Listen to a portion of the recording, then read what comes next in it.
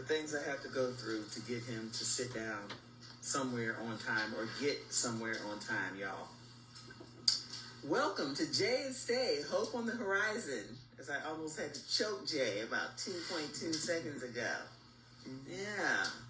Thank you for joining us all for another go-round with the Hay Goods. I never come with an agenda about the things that I want to talk about. Jay never has a clue.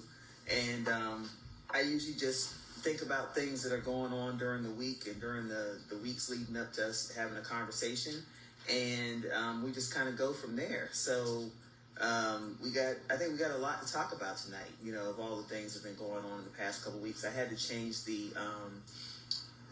I had to skip a week because I realized that my Tuesdays were running into the support group that I'm part of with Concussion Legacy Foundation, the CTE caregivers support group, and I missed it last time we did the live. So I was like, all right, let me skip a week. So we're just gonna open in prayer real quick, and yet you gotta take that hat right back off. No, he don't want to take his hair. He thinks his hair looks bad. All his little curls are a little crazy, and he don't want anybody to see that. Give my hair a break. He didn't put any product in it today, so he's going to Don King. So, yeah. Going to Don King. So, go ahead, yeah. Dear Lord, thank you for another day, Lord. Thank you for just everything you've done for us, Lord, for your continued faithfulness towards us, God, for the strength that you give us to face every single day, Lord.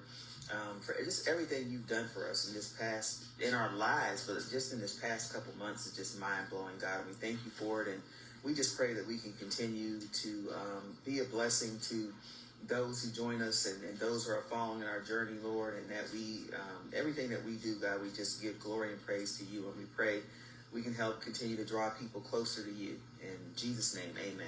Amen. So, tonight, I wanted to talk about, I think the last time we did a live was like 3 weeks ago. 2. And no, it wasn't, because I had to skip a week. Okay, yeah. It was 3 weeks ago, and who is texting the mess out of me? My daughter, trying to show me her little food she's eating at this restaurant, and I told her until she acknowledges my greatness in the kitchen, I will not acknowledge anything she's sending me from these little restaurants or a little dry piece of meat on that plate. I said, what is that dry piece of meat on that plate?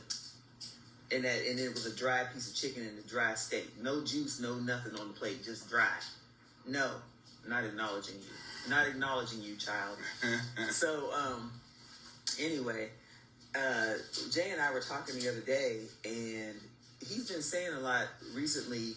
He's like, I just feel like I haven't seen you. I haven't seen you for a month. And I'm like, what are you talking about? He was like, do you realize I literally don't remember the whole past month, the month of January, the month of January into February. Yeah, it was the middle of January when we got back from LA. Yeah. Once we got back from LA, you guys, and we were out there, and I was like, when the fires were happening and all that stuff, and we were down at Universal City Walk and all that. Once we got home, like 2 days later, that was you don't remember even 2 days after getting home, do you? Because that's when I noticed, that's when he started having trouble as far as I was concerned. I was in and out. The only thing that I think what sent me over the edge, not you, but I'm just saying the situation because I was driving you crazy evidently, is when you went to our other house. And then from that point, I really couldn't tell you. Yeah. I left and went to my parents' house. I know I didn't tell the house up. Yeah. I actually left for 6 days and went to Pennsylvania. And I didn't tell anybody I was going, like except my family. My siblings knew I was going, and the kids. And he knew I was going to the other house. But I just jumped in the car, packed my mess, and jumped in the car and drove 9 hours straight to the other house and stayed up there for 6 days. So he doesn't really remember a lot of that went on. And even up into you don't remember until you were in the hospital and kind of came to in the hospital. Yeah, when they gave me the meds. Yeah. Yeah. Because I didn't even know. I knew they took me to the back. Then from that point, I remember the nurse checking me in. Yep. And then they asked me, was I going to be a problem? Were you going to be a problem? Yes. They were scared of you. You did. So, and then that's when they gave me that medication that Thursday. Mm-hmm. Then they gave me medication. I'm going back because I remember that stuff. And then that Friday, they gave me the medication. I was still out of it. And don't ask me how I broke up the fight between two sumo wrestlers. But you came to eventually. Yeah, I came to in the on that Friday at 12 o'clock. Yeah, and so I never forget the time. Like literally a month. 12:03. He has no memory of what happened for the month. So I had to tell him, some things just the other day about what happened and how he even ended up at the doctor's office that day. And we went in 2 separate vehicles, and then from there he went to the psychiatric hospital. But so from that point to where we are today is like truly night and day. And it's funny that I said that because one of the segments out of my Bible I wanted to read was a life example, and it reads night and day, but I'm not going to read it yet. But it's just funny because I looked down and I was like, wow, that's actually something I wanted to read tonight. But the things that have transpired have just really been mind-blowing all around, because there have been people, you told me, what, five former NFL players that you know? Teammates. Yeah, teammates. Tell them about it. I don't want to speak for you. No, just over time, just a lot of guys have been calling because we actually are transparent about this thing. And I was just like everybody else. I didn't want nobody to know. I wanted to keep it in-house. I just wanted us to deal with it. But this is a injury, illness, whatever you want to call it, to the brain. You can't keep it in because you're going to end up. One of my buddies sent me a video of him tearing his whole house up, and he's single.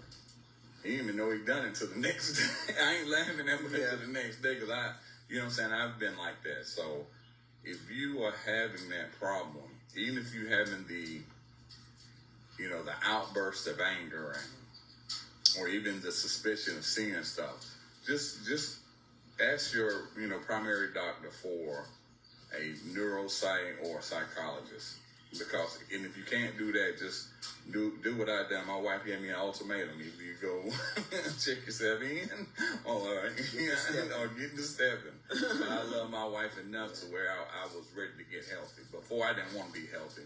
But the 5 guys that I talked to over the past 2 weeks, I'm proud of them. I told Stacey they had to turn themselves in. She just died. Yeah, he's like, they went and turned themselves in. I was like, turn themselves. He's like, well, they went to the psych hospital. Yeah. I was like, oh gosh. I was like, turn themselves. I was like, well, you turning yourself in? I'm crazy. I'm here. If something ain't right in here, I'm here. I'm turning myself in. You call it what you want. And 5 people went in this past week and went and checked themselves into a facility. Yep. And praise God for that, for their ability to see that they have a problem, to understand that they have a problem, especially those people who, especially those ones who live by themselves, right? Dude wakes up and he done tore his whole house up, breaking up furniture and stuff. It's like, he doesn't even know what happened. And to realize you have a problem with anything is the first step, right? Is acknowledge you have a problem and go and get help for it. So we're grateful for that. Hey, Daisy. Mm-hmm. I'm about to plant some tomatoes. But, cousin Stacy is in there, and we had cousin Rick watching, and cousin Cameo. This is all family on here that's watching right now. Because Daisy, you're an honorary sister, so. So really it's about getting help and being transparent, and that's why we started doing what we're doing. Just the way it happened was not expected. We didn't expect for Jay to have such a devastatingly traumatic experience, but it led us to where we are. And we talk about this thing every single day because we've gotten to the point, and it's funny, we have another neuropsych appointment tomorrow with Dr. Gualtieri. So, and I keep saying NC Neuropsych is the office that he has, and he has 3 offices locally in our area, and then another one up in Charlotte. And the man is just an angel, and we are so grateful for him. Grateful for the Concussion Legacy Foundation, the support groups they had that even gave me the realization that there was such a thing as neuropsych. Even though I'm a nurse, I didn't know and never heard about that. And that's how we found him. And so we're grateful to God for leading us to him. Jay is on the medications we had said last time we talked about. They've been changed around a little bit since then. He's still on the Risperidone or Risperidol and lithium, right? And he's also on Lamictal and Seroquel. So we had seen Dr. Gualtieri, I think, before the last live we did, or that day or something. And we had done a live from the office because Jay was hearing all these, rumors from people down that he knows in South Carolina telling him that everybody thought we were divorced, that I had left him. And so he was getting all these condolences like, man, I'm so sorry you left her. That was a good woman. Or she left you. That was a good woman, man, blah, blah, blah. And I'm like, no, I didn't leave him. And I wasn't going to actually, I was so traumatized. I didn't know I was like, what has happened? And it was just so bad with me having to run out the house and him just, ranting and raving and all of the stuff going on. I didn't know what was going to end up with us. I didn't know what was going to happen, but I knew God had not brought us together and had not brought us this far to end up breaking up, separating. Like, that was not even a thing, not even a concept for real. So, I couldn't fathom it, but we had gone back to Dr. Gualtieri recently because the medications were making Jay super, super drowsy, unsteady. His facial recognition was off, which is where you go to step up on a curb and facial recognition lets you step up on the curb and not trip, right? But he would go to step and he would kick the curb, almost fall down. He would, just really, he would go to I still got that footwork, though. I had that footwork, baby. The only footwork you had was you tripping over your feet, about to knock your teeth out your head. That's the footwork he had. So, like when I got that, that video, he just did. And I'm like, the only thing moving fast is them words out your mouth because your body's not following that. So your words are moving fast. Don't let it trick your mind because you ain't got the feet that you think you got, bro. Oh, man. So, I don't. But he was just very, we just went to a little local place we go to get tuna sandwiches and stuff. And he came stepping off the curb and he did that fake, I didn't trip. And you heard you do that fake jog after you trip. And I was like, what are you, what are you doing? And then he went to the car to get something. And as he's coming back, his mind was like, nah, man, I ain't going out with like that. I got to run. I got to make sure I can still run. He's in the middle of the freaking parking lot and he takes off trying to run. And he's like, and he's going for. I'm like, Jay, what are you doing? Well, I wanted to see if I could run. Not in the middle of a parking lot on concrete. I was like, no. I was like, that's something you can do when you get home. I was going to eat that concrete. I said, you were going to eat it. You were definitely going to eat it. Instead of a sandwich that was waiting on you. You were going to be eating concrete. And I was like, bruh, you do that in the backyard. I was like, you want to test your agility and endurance and whatever, you do that where there's grass, not concrete. But I had to tell Dr. Gualtieri, he is tripping. He goes to stand up and he just almost falls forward and he gets dizzy and he has to fall back on the couch. And so they had to change his medications around a little bit. And that's been a huge help.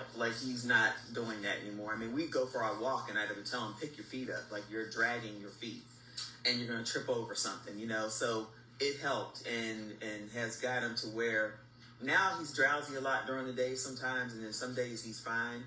But it's a necessary side effect, right? We were in church Sunday, and Jay was so tired. One thing I'm going to tell you about my husband is he's going to get up and go to church. During all the time that this was going on, that the time he doesn't even remember right now, where he can't tell you what happened for that past month, he was still going to church, y'all. I was up there looking at him he'd be like, you coming to church? I'm like, not with you.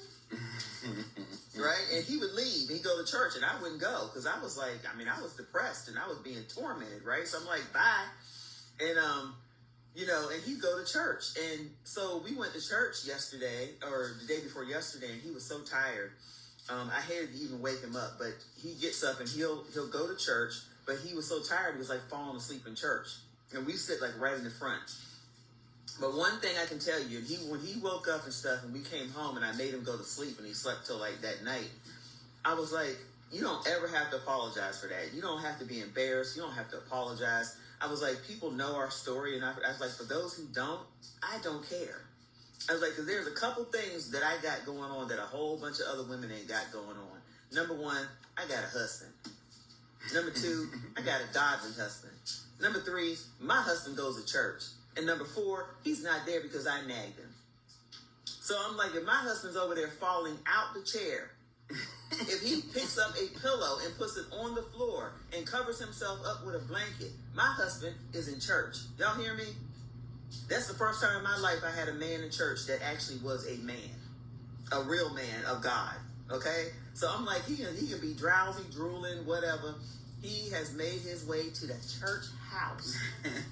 He has made his way to the house. Oh, yeah. And I am grateful. You hear me? So no, I did not. I was not worried about. Hey, Rodney.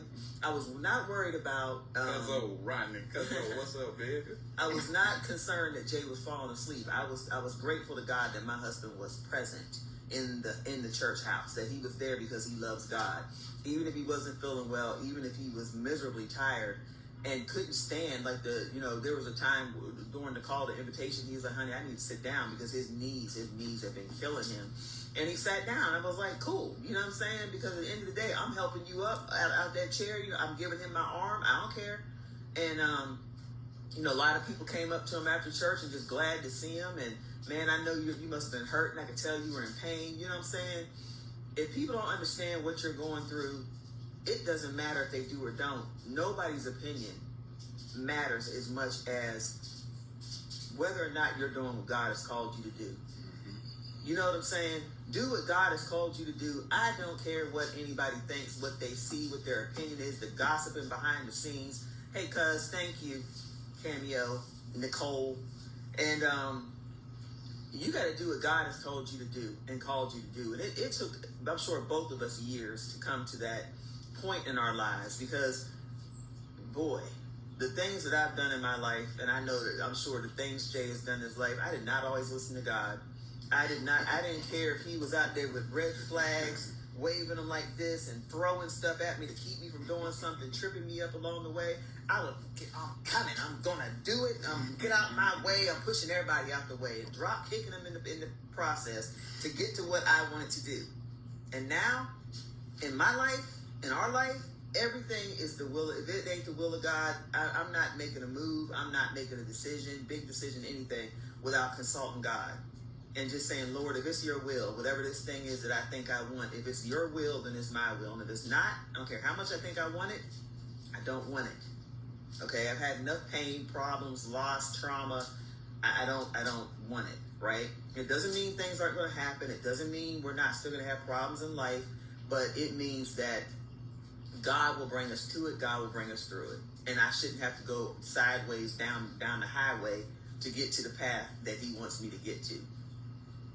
So, just grateful. So, so I actually finished my book, and that book that I wrote, that book I started that book in 2007, actually, and it ends right when Jay and I met. So this book Jay is not in this book till the end of the story, you guys, because I started writing the book 18 years ago. Yeah. And literally started writing this book 18 years ago. That's and great. There were so many times along the way that I thought the book was going to end because at that time it was, all right, I've gone through these abusive relationships. I've been a single parent. I've been married. I've had this happen, that happen. I've had stalkers. I've had whatever, right? This book is done. No, the book was not done. And it just led me to years and years. And then eventually there were several years that, I probably took off and I didn't write anything, right? And I just left it to the wayside because I was just overwhelmed. And then eventually it became where it was like, all right, I need to finish this book. And of course, my friends and family online, and that I know, you need to write a book. Girl, you need to write a book. I'm like, I've written a book. There's a book being written. That book is about this thick, y'all. I'm not lying. This is not going to be one of those books where it's like an autobiography and I'm sitting on the front of the book and I'm like, sitting there trying to be, trying to look whatever, studious or accomplished or whatever. This book is heart-wrenching. This book is a tearjerker. This book is hard for me to even look back at some of the things that have happened in this book. And so it's not a book that's going to be like 50 pages. It's not going to be like 125. It's not going to be in super large print like some people put out these autobiographies and it's in like blind man print. It's not. It's over 400 pages of regular print. it was like 250 documented Word pages. Word, Microsoft Word, 250. And when it translates to a book, it's almost 500 pages, y'all. So don't think you're getting, if you buy it when you win, I'm not going to say if, you'll win. Because all these people who have, prompted me to go ahead and write a book, I expect y'all to buy it. You know what I'm saying? I expect y'all to buy it. You're waiting. And it's not even about trying to make some money. Like, if I make $1 a copy, I don't care. I want it out there, and I want to be able to help people with my story. Jay listened to it, like, when I finished it and I was going back to edit, he sat there for like 9 hours, 10 hours listening to me read this book. For 10 hours. And that was, I think I was about 75 pages in on my Word document when I started reading it out loud. And he read it. He sat there till page 243. Like this. Going to get snacks, going to get drinks. He was like, wait a minute. Did you just say blah, blah? I'm like, yep. Yeah, I gotta read this book. I'm telling you right now. People don't know. Like, people don't know your story. You know what I'm saying? Thank you, cuz. He said, I like her. Yeah. Thank you. My man. And Rodney taught me how to play baseball. Oh, okay. He almost went to the MLB. Yeah, Okay. Rodney had me like that. Baseball. I can't stand baseball, Rodney. I'm so glad he didn't major in baseball. Well, no, he probably wouldn't have the nugget issues going on, the noggin issues. And but I probably would have just retired. Yeah, we probably would have been retired somewhere down in the Bahamas or Belize or something. But I did not like baseball. Baseball is so boring to me. Like, I went to a baseball game one time and I literally started watching Netflix on my phone. I hated it so bad. So it's boring to me. Like, I'd rather go on a cruise ship. Like football. But no, baseball is worse. Like, I'd rather watch old people playing shuffleboard on a cruise ship in the middle of like nowhere. Like, I'd literally rather watch that. It's so boring to me. Man. Now, football, I like seeing the good hits and all that. I don't like all the little stupid stuff. I want to see some good hits. I want to see some good plays, right? But I don't sit there at the games. When I go to the games, I'm actually watching stuff. Like, I'm going to be on my phone. I'm going to be playing games. Exactly. Hurry up and wait, cause like I don't got time for that. Like, what y'all gonna do? Do something. Get to the freaking base already. Do something. Tackle somebody before they get to the base. I want to see some bodies going down. You know what I'm saying? Like, I'm more of a hockey person. Hockey. Like when it comes down, like I told you, I took my girls to a couple hockey games here. Because we have the hockey team here. Yeah, we have Carolina Hurricanes. Yeah, so I took them to a couple hockey games, and me and the girls were like loving it when they got like, they be out there fighting and they throw them in the penalty box, and we were screaming at them like, "You suck! You suck!" Like, we were those people. You know what I'm saying? You get to go and take out your aggression on people. Like, get it! Kill him! So I like it. I like that physical stuff. So, not he said hockey, you're a hockey hater. You are a hockey hater. Right. No, because hockey just, they on ice, so them cats tough. They are. they are, man. I don't give them problems. Them dudes on ice, and if you whooping and you're up close when they hit each other and knock the dude into the wall.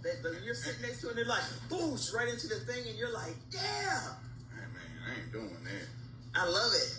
So, yeah, I like that. And, I was kind of an aggressive basketball player when I played, too, you know what I'm saying? That's why I used to like playing with guys. I suck in basketball. Because, yeah, right. I used to like playing with guys because I could elbow them, and I would get to they were like mid-air, about to go up for a layup, and I would trip them mid-air. I was violent. I was a violent basketball player with the dudes, and then the girls would be like, she fouled me, and I'm like, suck it up. You know what I'm saying? Yeah. Punk. Not me. I was just on the bench. And were you gentle? You were a gentle player. You were on the bench. Hi. Yeah, I was on the bench. In basketball, I was on the bench. Yeah, and you got on the court, and you'd be like, I'd like to throw the ball more. Yes. Would you mind? Would you mind if I throw the ball? Like, hold on, I'm going to pass it. I'm going to throw the ball at the net now. Would you please move out of my way? Man, I would dunk on everybody. I know. I heard stories of things that you did. I would dunk on you in a hot second in basketball. And some of the stuff you did when you be down there in them racist cities when they were calling y'all monkeys. Oh, man. And all that. Didn't you say you dunked at one time and then you hung off the net and you were like, Yeah, I went down the court. Going, acting like a monkey. But I thought you said you dunked and you hung off the net. Yeah, I was like this, and then when I came down, I was like, boy, they were mad, boy, there in Silver, North Carolina. Yeah, Silver. We've been up there a couple times since then. Yeah. We've been up there. But they were mad at me. Mm-hmm. Yeah, we got some Big stories. Big was laughing, though. We got some stories. But, I don't even know what I was talking about now. How did I get on that subject talking about sports? I don't know. Talking about hockey and baseball and all that kind of stuff. I don't even know how we She got might on that. have CTE, y'all.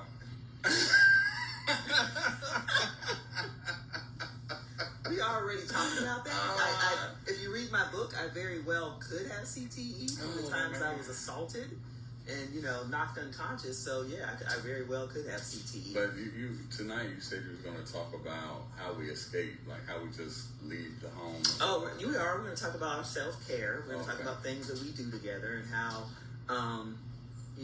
we're going to talk about self-care. We're going to talk about, like, taking care of yourself and taking care of one another, right? And taking time for yourself and everything. But I don't remember what we were talking about. I hate that. Before I got We to was that. talking about my looks, how good I look. You know what I'm saying? That lasted like 1.2 seconds. We're talking about what happened before that. Like, what we were talking about before that. I really don't know. But I did want to say this. Because somebody asked me at church, and I told them for the victim and for the person with the TBI what is it? Brain injury, Yeah, suspected CTE, suspect. TBI. It's lonely on both sides if you don't come out and tell somebody to go get help. It is a very, very lonely. Like even if you talk to somebody on the phone, they don't realize what you're going through. Yeah. They only hear the good part of your voice. This is a very lonely disease, basically, and you got to reach out to people to let them know, man, do I act funny? Because I even had buddies say, hey, man, your mouth getting too quick. But I didn't think nothing of it because they was my homeboys. Yeah. But if you have any type of problem, I'm talking about any health problem, don't live in silence. I can tough anything out. This is the one thing I can't tough out. Right. So I smashed my hand in the door today. I'm like, shoot, it make me strong if I get hurt. I just sit around and I'm gonna get strong. Like, what did you do? What is going on? Like, and he just keeps on going. Makes and everything. Stronger. But I'm looking now because I wanted to make sure I got this shared to our other page so that people can catch this. So hold on, you guys. Make sure you share this. What? Man, we lost the Cal. Virginia Tech? Yeah, an ACC tournament. Oh, well. Ace, what's going on, baby? Oh, well. So what he said is so true because as the person who's suffering with the brain injury and the person who is the caregiver, we both lived in very lonely worlds in the midst of this, right? When he wasn't in his right mind, not saying that he is now, by the way. Help me. I'm kidding. When he wasn't in his right mind and was having these episodes, he was like a totally different person. I had to function as if I did not have a husband, y'all. Like, I know I'm married, right? But I had to function like I don't know this person. This is a stranger in my home. I need to protect myself from him. I need to distance myself from him. But I wasn't able to really do either, like mentally and emotionally. So I had to just be like, all right, so he's having an episode. What am I going to do today? What am I going to do with myself? Like, I had to plan, what is my day going to be like without him? Even though he was right there. Or in the house somewhere, right? It was like, what is my day going to be like today? What am I going to do today?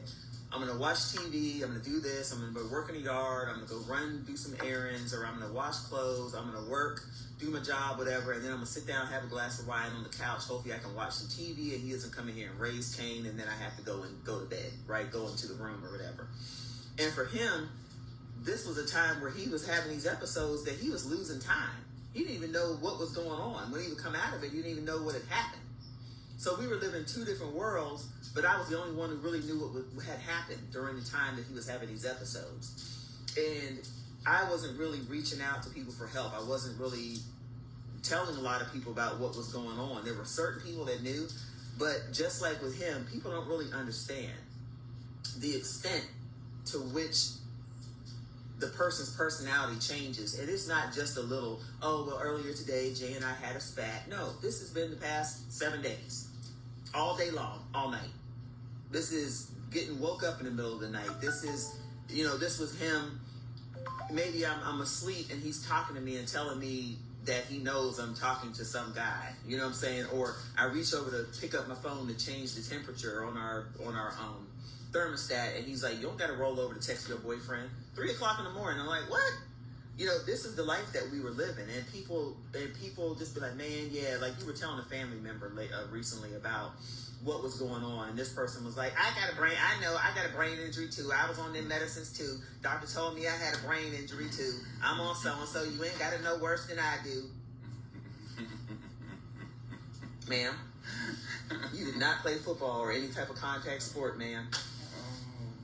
Ma'am, you are, no, ma'am. We're not talking about you were born with the crazy. We're talking about this happened to him because of head injuries. This is different. This is not just one simple diagnosis. This is a combination of many things all in one, where you got all these feelings he had going on top of it.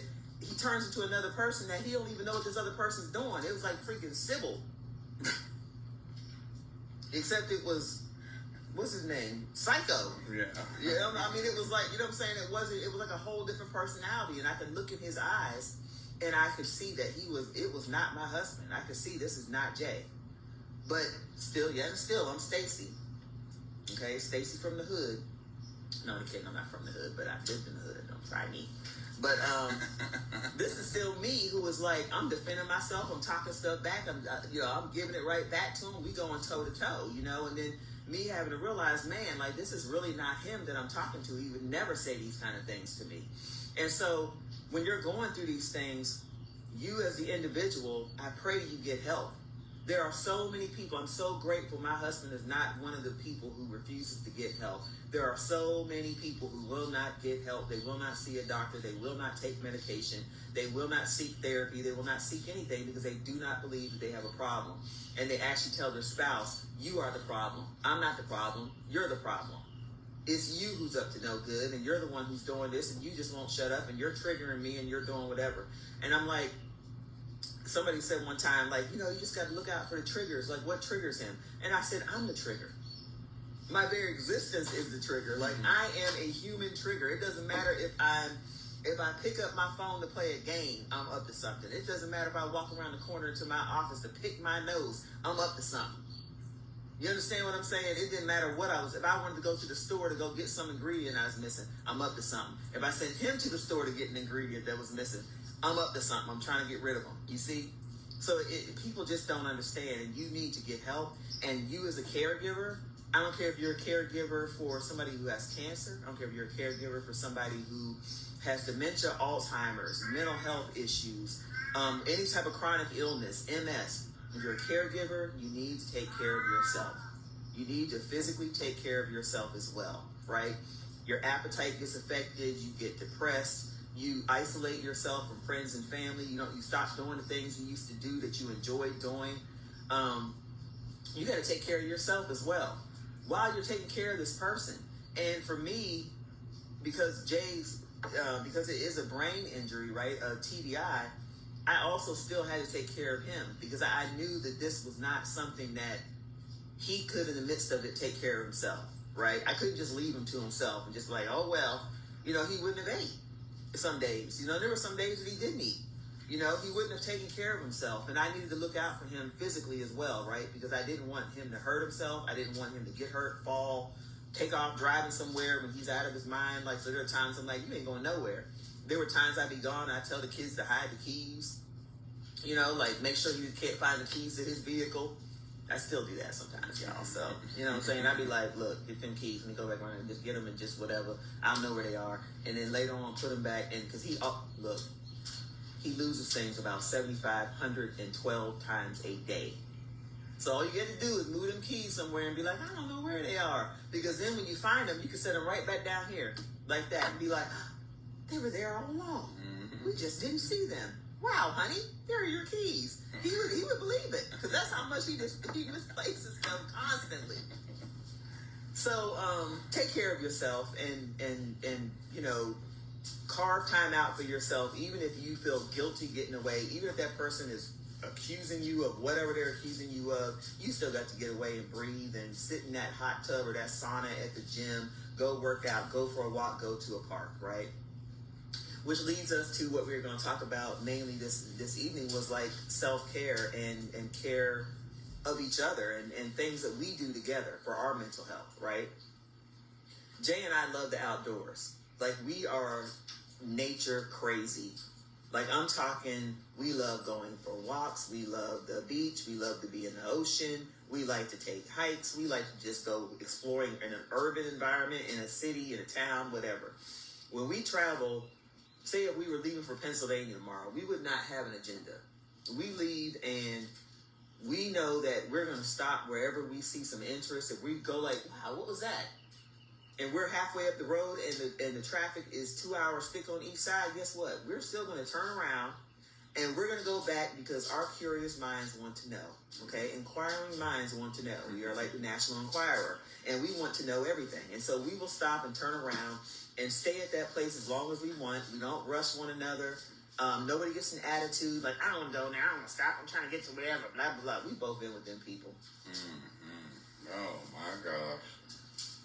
Woo! We've been with them people. Oh, my gosh. Y'all ever been with them people? Ooh-wee. Y'all going somewhere, y'all traveling, and you're like, all right, we're going to go driving 2 hours away, whatever, and that person's sitting over there, and you're like, wow, what was that? Like, I want to stop, babe. You want to go over there? No, I don't want to go over there. You can go over there if you want to. I don't want to go over there. I'm trying to get down to so-and-so. We supposed to be going to so-and-so. Oh, yeah. You know, we don't ever have an agenda unless we are trying to get somewhere that ultimately there's a meeting or something at a certain time on the other end. And even then we'll be like, oh, well, get there when we get there. See when we see you. We stop. We enjoy nature. We go off on trails. We go down hills. We will go and do all kinds of crazy stuff that we look at each other and be like, we are way too old to be climbing down this hill. We are about like to probably die. Yes, like today. We went walking today, and there's days like sometimes like Jay walks a lot. He walks a lot more than I do. But there's days where I realize, man, I've been in the house for like 3 days. I haven't really left except to go to the mailbox and stand in the front yard. So it's time to go for a walk. And I'll be like, you ready to go for a walk? And he's always like game no matter what. So we start leaving, and I said, hey, I'm gonna go down that one way down the road that leads us to the local park, which is a trail. The Neuse River Trail, I think, is 26 miles long or something like that. And so I'm like, let's go down there. And he's like, well, we got to walk on that side of the highway that doesn't have a sidewalk. It's kind of dangerous this time of day, especially for two people. I was like, how's it more dangerous for two than one to be walking a line? You walk in front of me, it's like one person. Like, what are you talking about? He's like, you're right. And then he pointed, he's like, well, it's right there, the entrance. And I was like, right there? I was like, let's go. So we start walking. And when we leave out the house, we synchronize, y'all. We put on we take our watches and we hit the outdoor walk thing and we synchronize and we take off. And so we start walking. And we end up coming to this area where they have developed, because there's so much development in our area, in this area code we're in Raleigh. And this whole area where we live has changed since Jay has been here. Like, this is literally the only subdivision within a mile, okay? If you went a certain direction. And now it's like houses and condos and townhouses and all this. And they're about to build a Publix up the street and a Sheetz. And they got a little strip mall up there, right? And so we go walking. We end up in this whole neighborhood that literally, I was like, you know where we are, right? Way up there off Lewisburg Road, it's like, I don't know how many miles away from us, about 4 miles away from us. You know that's where we are, right? I didn't even know. I thought we were going to walk back. And we were like, I said, we don't have to Uber home from here, because there's no way. I'm not walking all the way back there. And it was like 76 degrees outside today. That's why I have on this tank top. And we get up there, there's a new middle school. This is literally the largest subdivision of collection of houses, condos, townhouses, apartments I've ever seen in my life. They built a bank in there. They built they have the Goddard School in there, which is exclusive, like not exclusive, but a really expensive like Riverbend child care thing. They built a new middle school in there. This is where my daughter went to elementary school, but they built all this stuff. They have like a doggy daycare thing in there. They got freaking coffee shop. dog spa. I was like, what the, so we're up there walking around and literally called my oldest daughter who lives here and said, Andrea, can you come get us? Because we didn't walk 17 miles away from the house. So we're old. We don't walk to the next exit. Look, we're in the next county. We need y'all to come get us because we old and we are not trying to walk all the way back home. Mm-hmm. So we had fun and we got back and we had really only walked like a little bit less than 3 miles. Mm-hmm. But we typically do that in our neighborhood. Like we'll just walk this certain path through our neighborhood of homes and we'll walk like about 3 miles. And so we did that today, okay? Sometimes you just say, let's go for a walk, or let's go downtown, or last week we went back to our favorite Restoration Hardware, the rooftop down there in North Hills. Oh, did he? Yeah. Oh, cool. So we went down to North Hills. Now, that day we had left and we were heading to Lake Crabtree, okay? Yeah. We were going out there because we had realized we passed this place all the time and we had not been out to Lake Crabtree. So we went to Lake Crabtree. Well, I had been out there with... No, I hadn't been out there. Yeah, at all. You're right. Yeah, I forgot. So he about to just shut your pie hole. Gotcha. The whole of pie needs to shut. Okay. So anyway, you'll know what he's talking about eventually, but you ain't gonna know right now. So we were out there at Lake Crabtree. We were heading out there and we stopped at Paulo's on 54, this amazing, authentic Italian restaurant in Morrisville, North Carolina, between Cary and Morrisville, not Mooresville, Morrisville. And we stopped and was like, let's get some subs. We had been there the day before to eat. I said, let's grab a couple of their Italian subs, which are amazing, and just go to the lake and sit there. So we did. We took our subs out there. You met the owner of the restaurant and the GM. Yeah. And they were excited because we had made this really nice post about them the day before, and they said people don't ever post about. They come in there all the time, regulars for years, and they don't ever post. And he said, my wife's gonna post, whether it's good, bad, or ugly, she's gonna post. So be glad you're on the good side. Yeah. And so he got to meet them and stuff, and then we went on out to the lake and sat out there. It was beautiful. I considered renting a kayak because there are free kayaks and canoes out there, and the water was choppy. They ended up being closed for the season, but he's up there like, I don't know if you want to get on that water. I'm like, bruh, I kayaked around an island in Belize on our honeymoon. Yes, you did. Okay? I kayaked around the island. When I left the one side of the island and hit that curve, turned around that corner of that island and saw them waves coming at me and that choppy side of the we were in the middle of the ocean. This was a private island we were on. It only had 20 guests at a time on this island. And the only thing they said was be careful if you go on the back side of the island. They didn't say it was dangerous. I was back there. I was like my life flashed before my eyes. I had to remind myself that I can swim. I had to remind myself that the island is right over there if I can make it back alive. I had to remind myself that these people are probably, I hope they're watching me. Someone's watching me from the shore. Remember, it was me. You ran around the island, but you lost sight of me. Yeah, then I had to run back and go to the dock. But when I finally came around the other side of the island, you were panicked. Yeah. Because you had lost sight of me. I did. And I'm talking about, y'all, I kayaked around the entire island. That island was a mile long. So I went from one side of the island all the way to the other. And he out here talking about be careful out on Lake Crabtree. I'm like, I was in the middle of what ocean? What ocean was that? The Atlantic? No, that was the Gulf. The Gulf or something? Yeah.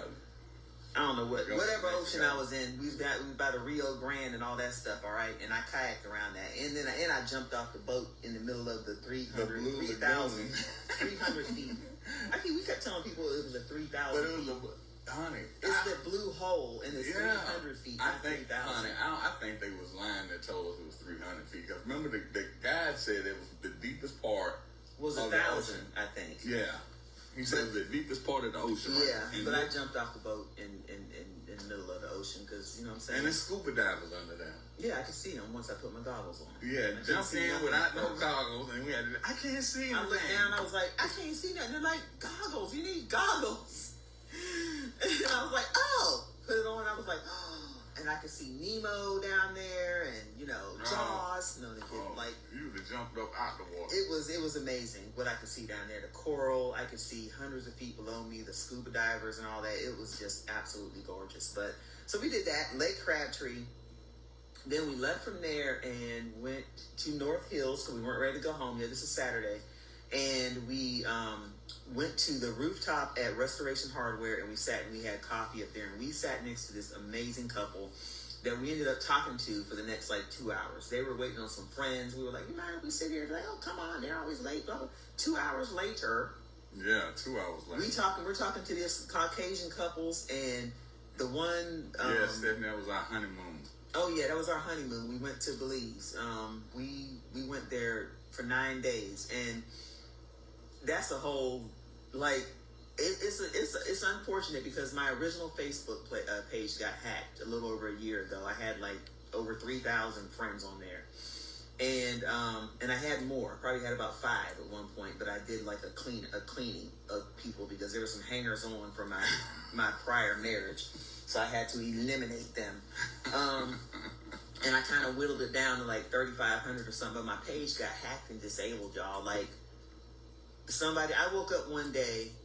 Number one, I shouldn't have still been asleep because I was supposed to be working. And, you know, I work from home and stuff. And I was laying in bed being lazy. And then I keep getting ping, ping, ping. And I look, and by the time I look at my emails that are asking me to verify my identity and change my password because it looked like I'd been hacked, it was too late. They had already changed my password, changed my profile picture, apparently posted something so foul that they totally disabled my account. And I was never able to get it back. So I lost all of our live videos from Belize. I lost all of the live me kayaking down the Rio Grande, all that other kind of stuff, right? And I lost connections with family, like my father who passed away. I lost the connection to him on his Facebook page. I was not happy. But I really had to pray about it and just say, you know what? I got the real memories. I got the real experiences. I got the real people. I got the real, like other stuff that I still have. And I had to get over it. So all of that was on that page. I was able to recover some things from the page, like download things from the page, but I haven't really gone into like looking into like finding it. Yeah, I jumped in the Great Blue Hole in Belize, and we went and we stayed there. We were originally supposed to go on a cruise with Oceania Cruises. I had booked this cruise. It was like $5,000. We were going on this, 11-day cruise, and we were going to Italy, and we were going to Rome and Spain, Greece, all these places, and it got canceled because of COVID. So then it was like, all right, where can we go in the middle of COVID? That's going to be amazing. And Belize was one of the places we could go, and they weren't wearing masks or anything on the island. We didn't have to do anything. We ran around barefoot the whole time on the island. And it was just amazing. So it started at the island, and I think we were there for 5 nights in the island. And then we went to their sister property, which is a treetop resort in sat over the Rio Grande. And hold on, because I still got my bottle of rum. One of my bottles of rum. We went to Kapal Tree. Yeah. Kapal Tree Resort. Can you see it up there? It's called Kapal Tree, and they make their own rum there. And so I had brought home 3 of these. They have like farms and everything. So it was a resort, a treetop resort. And it was one of those where we had there were like 4 penthouse suites at the top of this place. You had to take this tram up to. And it had like a private pool up there, one of them endless looking pools. And we went up there, and it was amazingly beautiful, but I was horrendously depressed because we had left the ocean. Like, we should have started in the trees and went to the water. You see what I'm saying? We started in the water and went to the trees. So some of my live videos, I was laying there like, y'all, why am I here? What is going on? Like, I was so depressed. The place was amazing. It was like, I think our suite was like 1,200 square feet or something. No, it was huge. It was just room service 24/7. Anything you wanted, anytime. You could say, I'd call down and be like, bring me a bucket of beer, bring me a wine, bring me this, whatever. Even on the island, lobster, whatever we wanted, we got. But I was depressed, and to the point where I had called to set up the little private plane. Like, we were going to fly back to, like I said, I want to cancel this part of the trip. I want to go back to the water. And they were coming to get us that next day to fly us back to the island because I was that depressed. And then we talked to somebody. We met somebody there who worked in the bar, who told us about the little town that we could go into. And then we went into town, and we absolutely 2-3 days in a row we were in town. Remember they said, don't go down that way. They're like, You can't never tell me and Jay not to go somewhere and do something. Like, if you ever even hint that we should be afraid of doing something, I promise you, just promise we're going to do it. I'm doing it. So here we are. We take the cab into town, 20 minutes away, and the guy drops us off in the middle of town. It's called Central Park. This park in the middle of this town. And he's like, don't go any further than here. I'll pick you up in a few hours. Just call me when you're ready to leave. He drops us off at that park. We're like, man, when I tell you we walked from one end of that city, we walked to where the sign for the city was saying that we was coming into the city. We went through the hood. We went to the beach. We were sitting down by the ocean. We were in the restaurants. We were in the bar. We were everywhere. He called. He was like, are y'all ready? You ready to come back yet? I was like, no. I was like, we're good. Like, what's the latest you'll come pick us up? You know what I'm saying? And then he, when he finally... Their internet was the fastest internet they had ever free internet everywhere on the planet. Yeah. And it was free everywhere. It was like zip, zip. Everything was like, why is our internet $95 a month and it's half as fast? And they walk around like in town free. On some WhatsApp and whatever. I'm like, you know what? But we had a ball and we made friends there and we absolutely loved it and we will go back. Like we plan on going back. Every year we say we go back. We're going back this year, but then we have so much other travel going on. So we'll see. Maybe this year we'll make it back out there. And they thought we were local. They thought I'm still a Hokie, although we lost. I'm still a Hokie, baby. Go ahead. All right. Well, you saw somebody saying something about your Hokie. Somebody said something on here. Oh, okay. Somebody texted you. Yeah, I'm still a Hokie. So we keep talking about going back there and everything, and we hope to. But they thought we lived there. Like the people thought we were locals. Like that's just because I can understand what they. Yeah, he could understand their. They speaking Gullah. Yeah, they talk like they do down in South Carolina. And then when they were surprised to know that Jay could understand every single thing they were talking about. So, yes, Stephanie. What I've noticed on TV. Every show we watch, when people say, let's run away, let's leave the country, where do you want to go? Belize. I'm not lying. It's happened like 4 times this week. And I've been sitting there like, don't you dare, don't you say it, don't say it. We need like, to find some property out that's there. our hidden gem. You know what I'm saying? Like, now all of a sudden we want to freaking everybody go to doggone Belize, and we want to go there and buy some property and do stuff. Now everybody want to run the prices up. Don't y'all go to Belize. Yeah. Stephanie, don't go there. Yeah. Girl, you can go there. Stephanie, you can go ahead and go. Don't do it. Don't do it. Don't do it. Have your balls, Stephanie. No, it's awesome. Like I tell people all the time when people contact me and they're like, "You're a travel guru. Where are you?" Belize. Mm-hmm. Go to Belize. But the biggest thing is that we find, like, especially now. Hold my hand. Touch you. You touch me. You touch me. Anyways, we find things to do. We were going to the gym, but with her work schedule right now, you know what I'm saying, and plus we want to go to a different one. But the thing is, we try to do something exciting, and sometimes that's just sitting in the house all day watching movies and the movie watching me. And you sitting on the couch. Look, I'm gonna show you all the couch. I'm gonna show you my favorite place to sit. And look, you'll see my little bottle of wine sitting there waiting for the night. You see that? You see that wine right there? All right, you see the wine? That's where I sit in that corner right there. And then the bean bags where the kids flop when they come home. We love it. That's our area over there with our little Restoration Hardware couch. And my strong drink waiting for me too. I'm about to tear that joint. I'm about to pop the top. Cold and fresh Coca-Cola is what he is about to have. Okay, yes. That's what he is about to enjoy here. Coca-Cola. So, but yeah, like take advantage of doing things together and doing things that are out of the norm. And like you go to Restoration Hardware. I don't know how many people's been there, right? But they've got 14 of these rooftop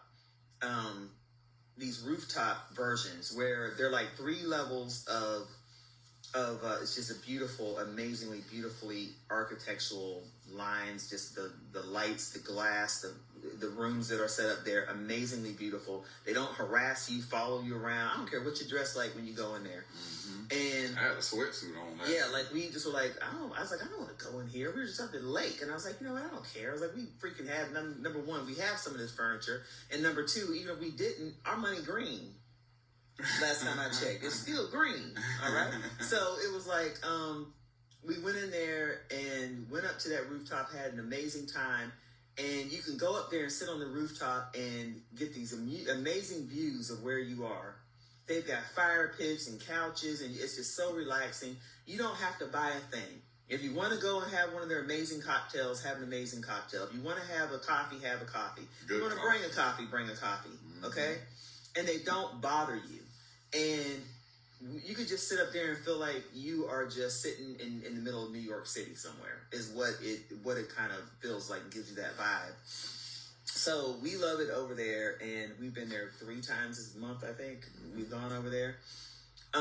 We find places that we like. We find restaurants that we like.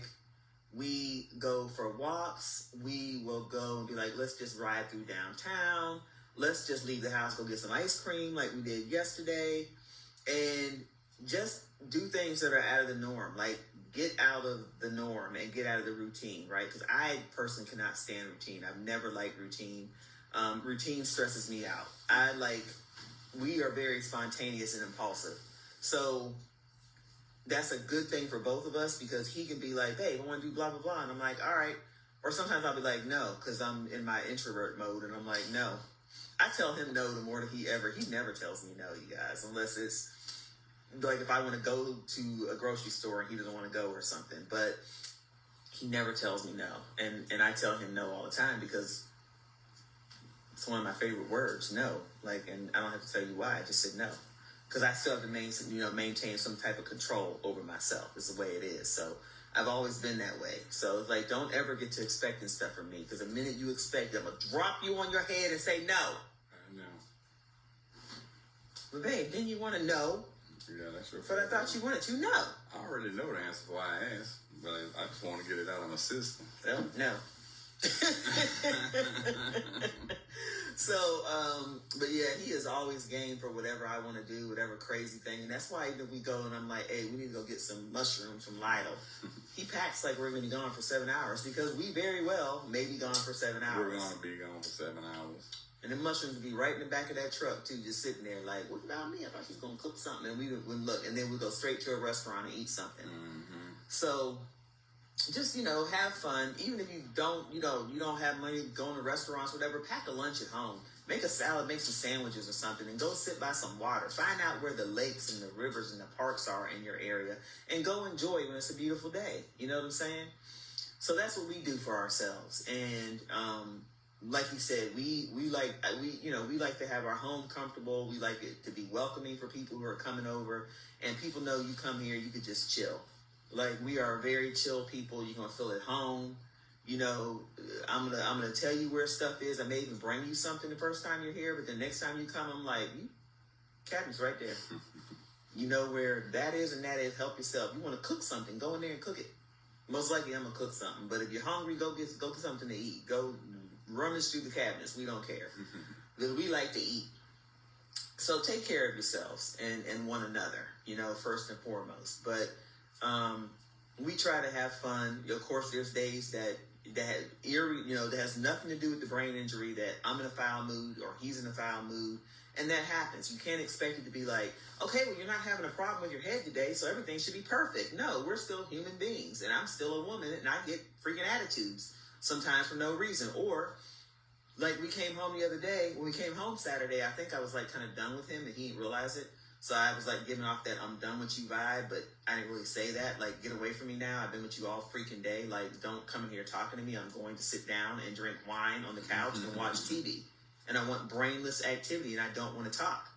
And so I think now with everything that's gone on, I think where he used to be able to sense that and it didn't bother him, he would just come and be like, hey, babe, I wanted to tell you that. Never mind. And you walk away. Well, we're getting back to that, because sometimes I come in here and I can tell when you turn to look at me, I'm like, never mind. And I just go back out. I go back out to the man. When I'm sitting there like this. Yeah. And he says something, I'm like, never mind. See, like, even after this, right? She don't talk to me. No, I'm not, because I told him not to talk to me before this. An hour before this, she said, don't talk to me. I was like, do not. I was like, we were sitting on the porch for a second, because we were trying to figure out where we're going to sit tonight. And we were like, oh, let's sit on the porch. And we went out there, and it was like too sunny, and you couldn't really see us. And then he started talking, y'all. And I was like, don't start talking to me. I was like, save it. It's like, we got to talk for the next hour and a half. Do not start talking to me. And then he came in the house, and I went to go say something, and he had disappeared on me, y'all. He was gone. Cleaning. I went upstairs to get something, came back. I was like, so Jay? Smoke bomb. I'm like a ninja. He did. He disappeared. I was like, all right, I ain't even going to call him because I can't say nothing because I literally just told the man not to talk to me. And here I came flying down the stairs trying to find him to talk to him. I was like, that's what you get, Stacy. So, so there's times like that still where you just, for me, it's like where I've peopled enough and I've had like too much interaction. And I then shut down. And all I want to do is like sit on the couch, wine or no wine. I want to sit on the couch and just watch TV and watch whatever series I'm catching up on and read the subtitles and not talk to anybody. So, thank you. Thank you. Yes, it does, Miss Madonna. It saves relationships. And thank you, Tina. My skincare routine. This is sweat. That's grease. That's I just got them frying some fish. That's fish grease. Whatever. That's your face. So my your skincare. Face is beat. No, she ain't got nothing on her face. My skincare routine, and no lie, I tell people all the time, and I have to tell my girls when they were young, I'm like, don't start wearing makeup. If you start, you're gonna have to keep wearing it. Don't start wearing makeup till you absolutely have to. And I did not really wear a lot of makeup when I was young, but I think really, it's funny when people say skincare routine because I'm going to scratch all that. It has nothing to do with anything I do with my skin. It's genetics. And water. It really is genetics. My grandmother, my dad's mom, when she died, she was like, 70, 80 something years old. And I remember hearing as a child them talking about when they went to prepare her body, how that whoever did at the funeral home was just amazed at how beautiful and youthful her skin looked at her age, right? And that is literally the skin that everybody in my family has. So my dad's skin was like that. My mom had beautiful skin. My brothers have really nice skin. The oldest brother, Kelvin, that we always say we're twins because we look alike, he just turned 60. His skin looks just like mine. Not a wrinkle, not a dark nothing, just like that, okay? And for me, and she said, say that again for young ladies in the back. Yeah, don't start now, won't be none. How about that? Don't start wearing it, you won't have to wear it. The only thing I have to do now is I do cover like the dark areas under my eyes. Case like, you don't have dark areas. I'm like, look, I know what a bag looks like. Don't tell me this ain't dark and I don't look like I haven't slept for 17 weeks. I know what it looks like. Yeah. And so at 5 o'clock, I was like, let me run up there and fix my face. And he was like, what are you talking about? And I was like, I need to put something on my face so I don't look crazy when I get on there. And he's always questioning it, but I'm like, bruh, I got like some MAC makeup that I use, and the makeup I use, you guys, had always lasted me for years. It always does. I had went to New York several years ago and went to the MAC down there in New York City, bought this makeup. I think it lasted me about 6 years before I had to get more makeup. And people would be like, you shouldn't wear old makeup. Why? Did it do something to my face? I didn't break out. I didn't get nothing. It's like there's nothing wrong with whatever. I keep wearing what I wear till it's gone. So I just use like a concealer and I use a foundation that I put underneath my eyes. That's it. And then I'll put like a little bit of eyeshadow. I have like, what is this stuff called? Mascara, but I don't like wearing that stuff too much. And that's it. Maybe a little powder on my face or something.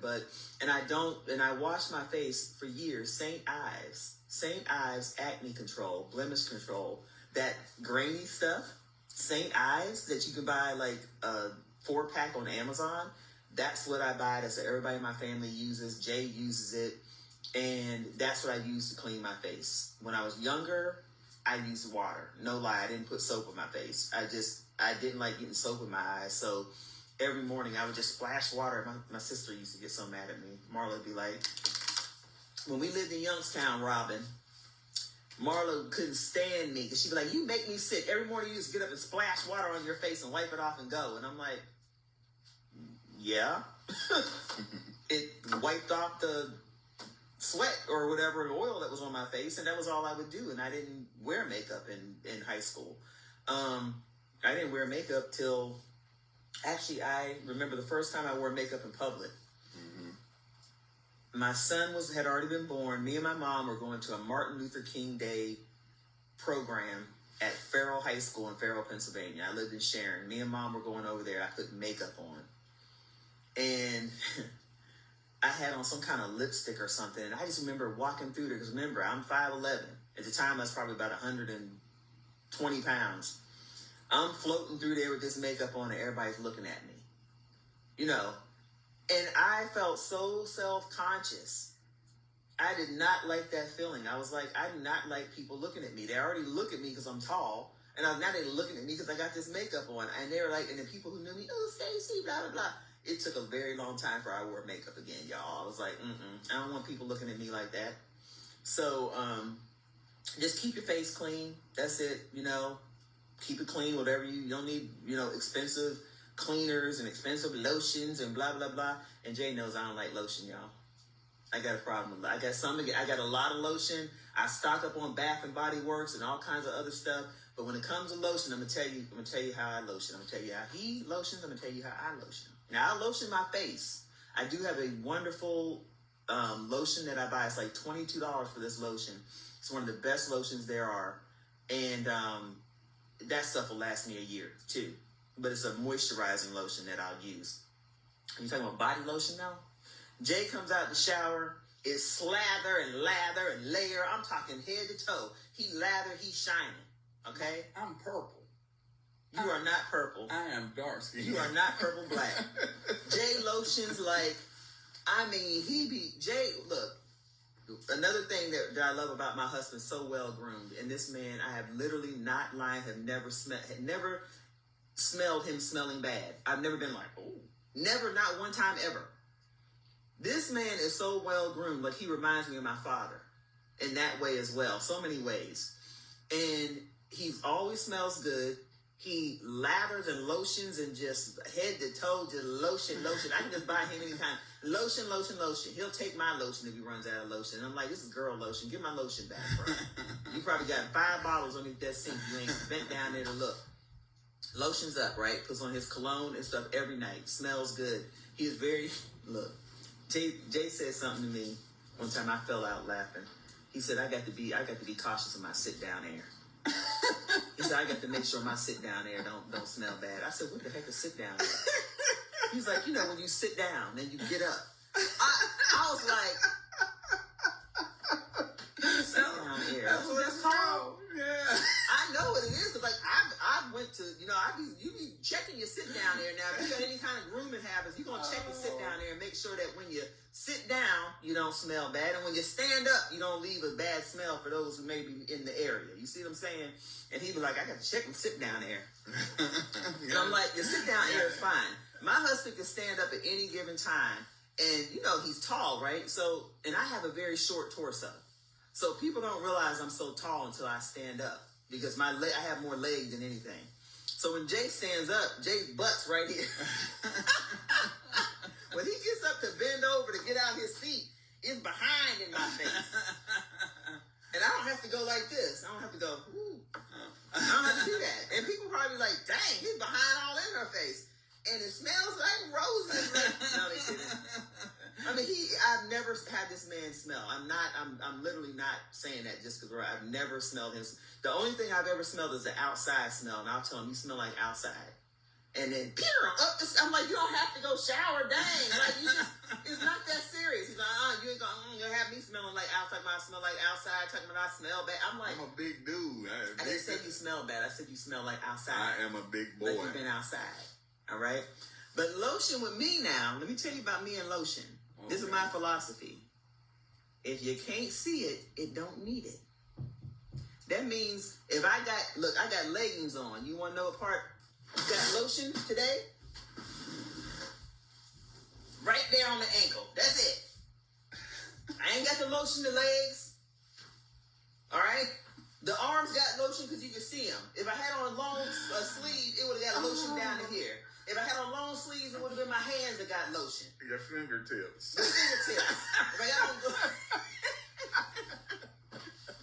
I'm serious. I literally will go out my way to not have to do all that. Like, I don't want to do all that when I get out the shower. You take I all don't want the to one put on. minute. I powder. I'm a big powder poof person. I'm poof. Powder is Powder everywhere. Powder. I am. Like powder's all over the bathroom. But when you talk about some lotion, I'm not doing all that lathering and slathering. I ain't got time for that. Okay, I just did all that in the shower. I'm not doing all, and then it makes me itch. I don't like it. I want my skin free and clear to breathe as I'm sleeping. Okay, because we're nighttime shower people, but then he showers again again in the day. He'll shower twice a day. We'll do that if we done something, went walking, whatever, working out sometimes. But that's how I do with lotion, y'all. So my lotion lasts a long time because I don't got time for that. You know what I'm saying? I ain't got time for all that lathering and slathering. You can do all that, Mr. When it comes to smelling all good and, me being like, ooh, you smell good. And I'm over there ashy Susan. I don't care. And he's like, you're not ashy. You're too light skinned for that. I'm like, bruh, my skin looks like alligator skin up close right now. Like, look, sometimes I look down, my legs are gray. I'm like, look, my legs are gray. He's like, babe, come on. Yeah. Now, come on. I'm like, you ain't going to see it. Did you say lavender slathering? I said slathering and lathering.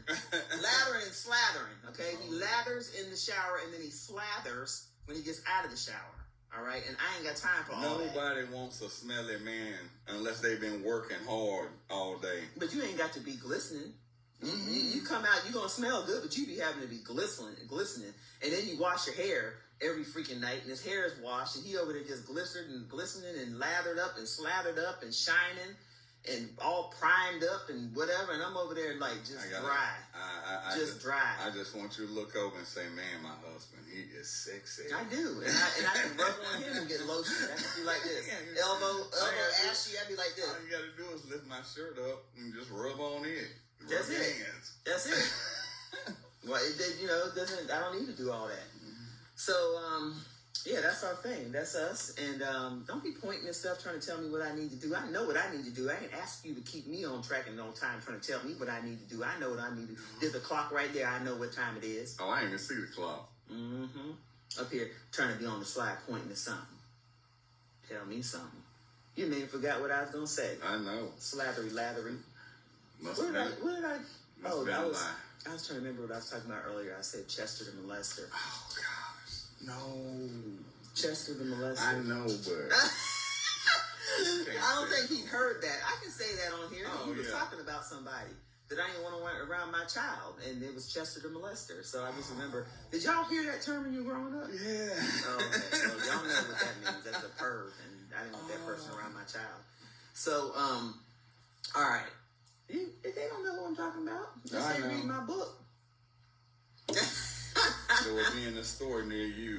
Yeah. In June. Yeah, any of the self-published authors out there or people who've been published in publishing houses, I'm like, that's where I'm at right now, like trying to figure out, like I can publish on Amazon. I found a couple other places I could publish with, but I watch a lot of stuff on YouTube and they're like, you make a mistake self-publishing because publishing houses want to have first rights to your book, right? They don't want to be like, oh, you sold 500 copies, self-published. Now we want to take it over. They want first rights of publishing for marketing and promotional and any type of potential movie deal or whatever, right? They want first rights of publishing. So I'm really looking into like, what do I need to do? Like I'm willing to put money into it to publish my book. But I just don't want to make any mistakes. So if anybody, if any of you are out there authors, and I know we know a couple friends who have published books, just reach out, let me know, give me your opinion. And this is one of the few times you'll see me ever asking for opinions.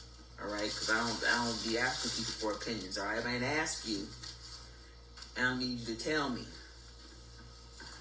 Andrea. You won't be in the child just came in. Go ahead. You can do what you got to do. Stick your this our little hobo child that came, our little scavenger that came in the house, and she's going to stick something else in that refrigerator that she doesn't need to stick in the refrigerator that she's not going to eat, that's going to end up rotting and I'm going to have to throw out. She's going to find some little hole. Yeah, scoot over to other takeout containers you have down there and stick that takeout container in it. No, I'm like this. You see, this is what we have to deal with. Like, I have to watch her. I'm like, what are you putting that? And then there's a whole other refrigerator in the garage. I told her she can keep all her little crap out there, and she insists on stuffing it inside our refrigerator in the house. Now she don't speak English, y'all. She don't speak English apparently now. All right. All right, so this is what I wanted to read today. And this is the life. Now, remember now, some of y'all out there, I know you've gotten this Bible, right? This is the free Bible that I'm sending to people. If you ask for it, I'm sending it to you. I don't care if you're a millionaire, billionaire, trillionaire. I don't care if I like you, don't like it. You ask for it. You want to stop making noise? Ma'am? If you ask for it, I'm going to send it to you. It's the Charles Stanley Life Principles Daily Bible. We love this Bible. So, I'm going to read a little excerpt from it. And I know some of y'all got that Bible, Miss Madonna there. You love that Bible. And she sent me a little video when she got hers and stuff. I don't care who you are. You want a Bible? Send it. Stephanie, inbox your address and you'll have it. You inbox it. You may have it by tomorrow. That's how quick they come. So just inbox me your address and you will get it with pleasure. It's been a blessing to us and it'll be a blessing to you. Ain't that girl? Huh? Ain't that yeah, Madonna. That's Madonna that was bullying me, talking about my fingers, talking about my long fingers. She called you Stretch Armstrong. Yeah, called me Stretch Armstrong, and she said, "Man, you got some big hands, and when you wrap your hands around that coat, you're welcome, Stephanie." She said, "You picked up that coat, and I saw your fingers wrap around it, and I had to share with her after she was bullying me." That I have a genetic heart condition and a connective tissue disorder that makes me very out of proportion and very long, very abnormally long. But Miss Madonna was, she was a newscaster in our area when I was growing up. She said, "Okay, Stretch."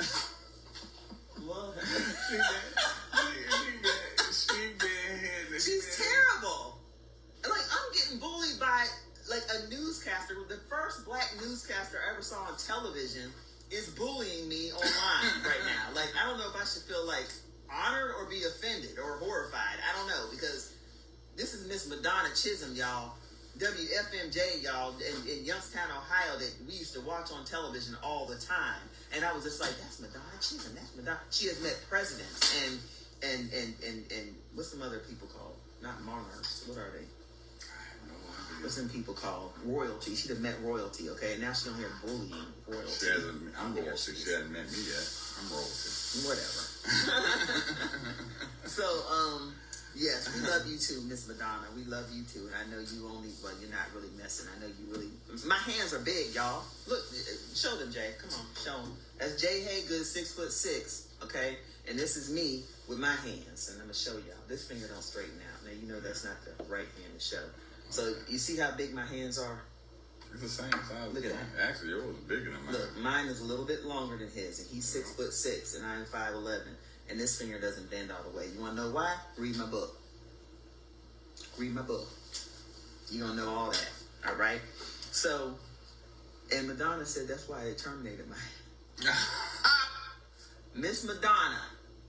WFMJ did do Miss Madonna wrong, so I'm not going to give them no props on here, y'all, because they did her wrong this past year, okay? Because she spoke up on something, and she ended up losing her job there after, I don't know, 10,000 years, and she ended up losing her job there. So, yeah, they did her wrong. Ain't no lie about it, WFMJ.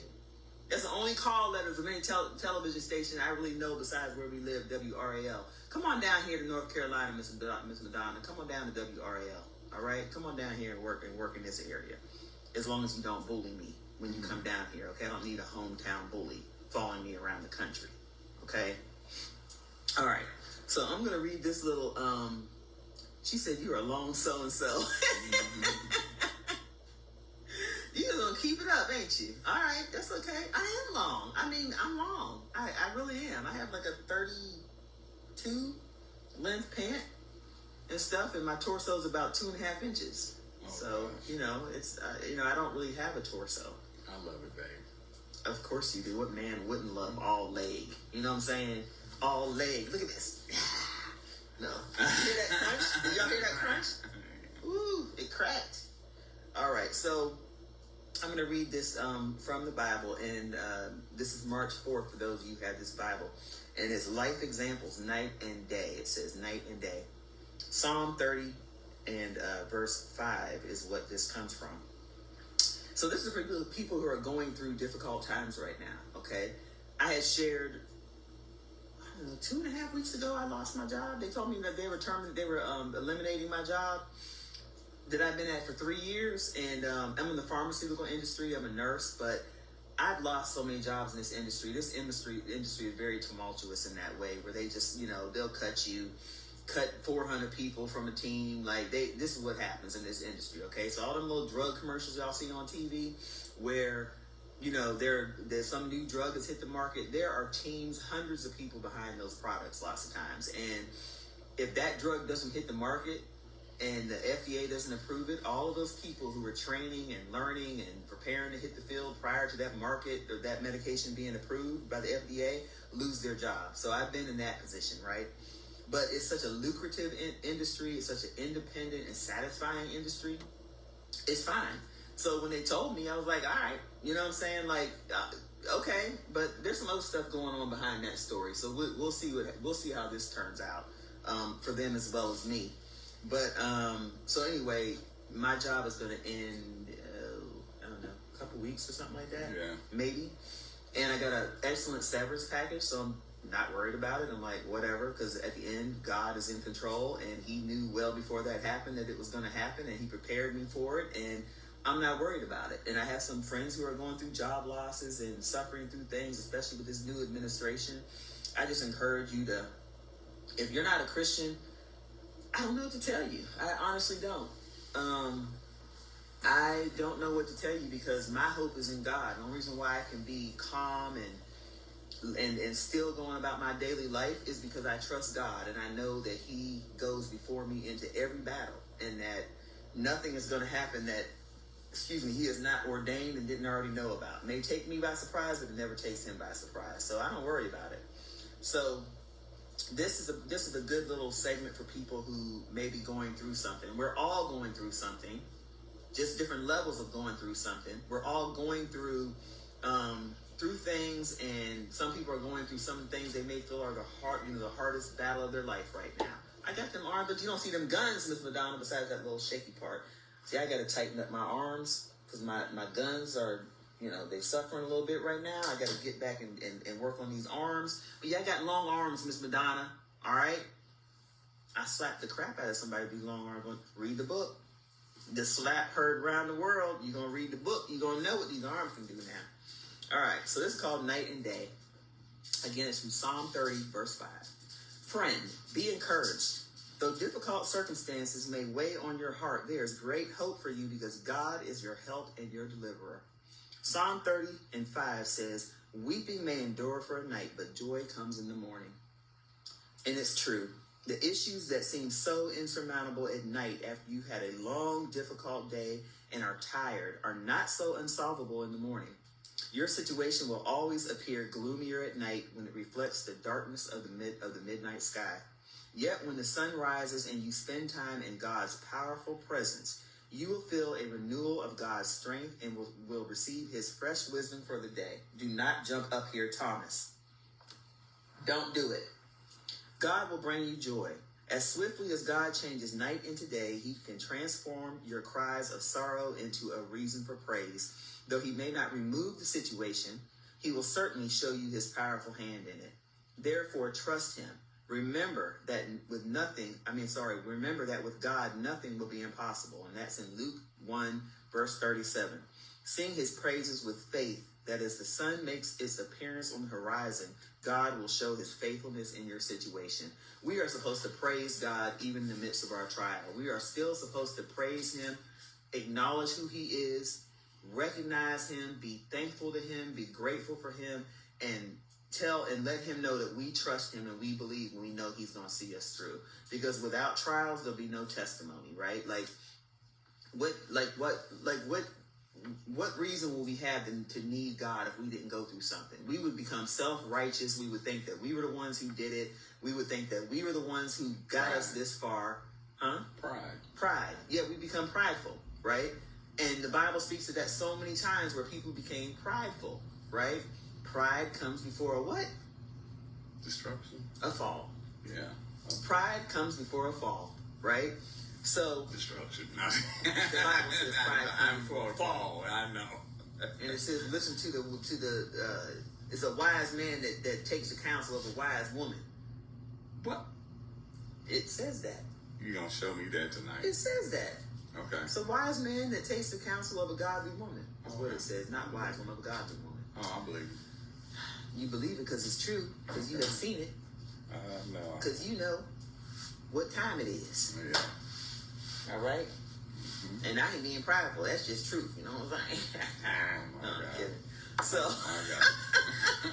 and then I fall off my chair because I said pride comes before a fall, right? Mm-hmm. So, but really, like, it's our trials and things that happen in our life that really test our dependence on God. And it tests whether or not we truly believe, and it tests our faith, right? If you truly believe what you say you believe, and you truly believe that God is who he says he is, really look at how you respond when something bad happens in your life. Do you fly off the handle? Do you start making plans about what you're going to do? Do you start making plans for revenge? Do you start wringing your hand? Oh, I don't know what I'm going to do. How am I going to, or do you just stop and pray and say, God, I don't know how I'm going to do this, but I know you're going to get me through it. I know you're going to help me, Lord. I know you know what's going on with me. I know you see it. I know you care. Help me, God. I know you will. I trust you, right? Doesn't mean you're not going to worry. Doesn't mean you're not going to maybe lose sleep sometimes, because we are human beings.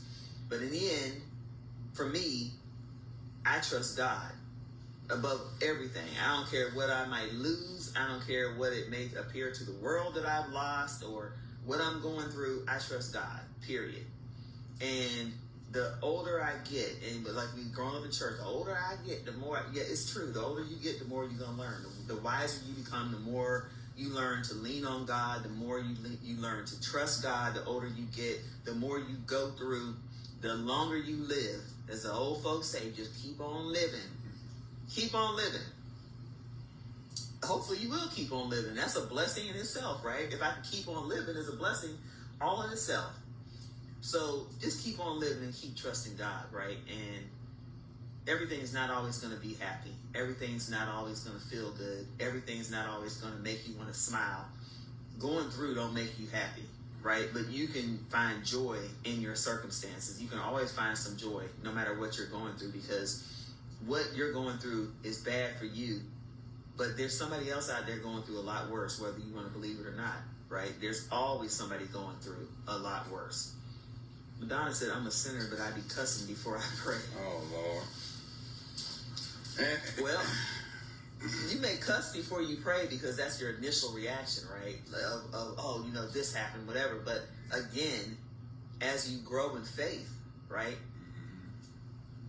Prayerfully, eventually prayer will be the first thing you do. And the cussing won't come. You'll pray first, right? And you'll stop yourself. And that knee-jerk reaction to cuss somebody out, to whatever, maybe you'll stop and you'll think, and you'll ask God to lead you and guide you in what you say and how you react, and to control the thoughts in your mind, right? We're all human. We all sin. We all do wrong, right? It's about what we do in the heat of the battle that matters the most. That's when people are watching, right? That's when people who want to gossip are going to gossip. That's when the naysayers are naysaying. The haters are hating. They're waiting to see what you're going to do, right? And so just for Jay and I to go through the things that we've gone through so publicly it's been like a burden lifter for us, because it's like so many people have come to us talking about the things that have happened to them that are similar to things that they're going through just right along with us that nobody knows about, even still.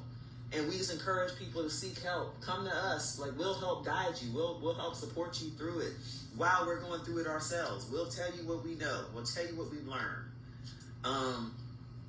We're still going through it. We're still seeking treatments and doing things and looking for what we can, because this is a degenerative disease, and you know, the brain is getting sicker. Like it does that. This is what this disease does. Deteriorating. But God is a healer, and if God chooses to heal Jay and stop this progression right where it is, that's what he'll do.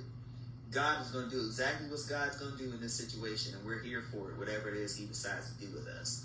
So I thank God for every day, and I thank God for my wife. So and people, and we do this to help other people not be embarrassed or afraid. So And that's people. It's not on.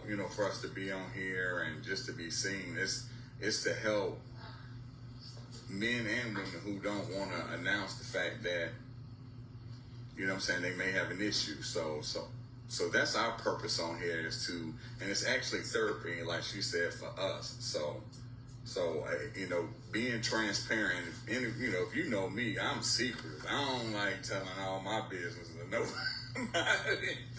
But this situation, and once we talked about it, it's the best thing that, for me, it's the best thing that could have happened, because being in the mental institution, in the crazy house, I know I ain't supposed to say crazy house, but I don't know what else to say. You were in it. You saw what you want to. I think it helped me to understand that there are medications, and my wife's not the target. It changed my attitude. So with the medication, I'm reverting back to, like, that's what I told Stacey today. I said, I got injured like I was in high school. Mm-hmm. And that's the thing. So just, get help. Yeah. Go see somebody. Talk to your primary doctor. I mean, you got to talk, because our primary doctor, she tried. I ain't gonna lie, and I love her to death. Mm-hmm. But at the end of the day, you need to go see a specialist. Yeah. Even one of our good friends, had a problem with her husband.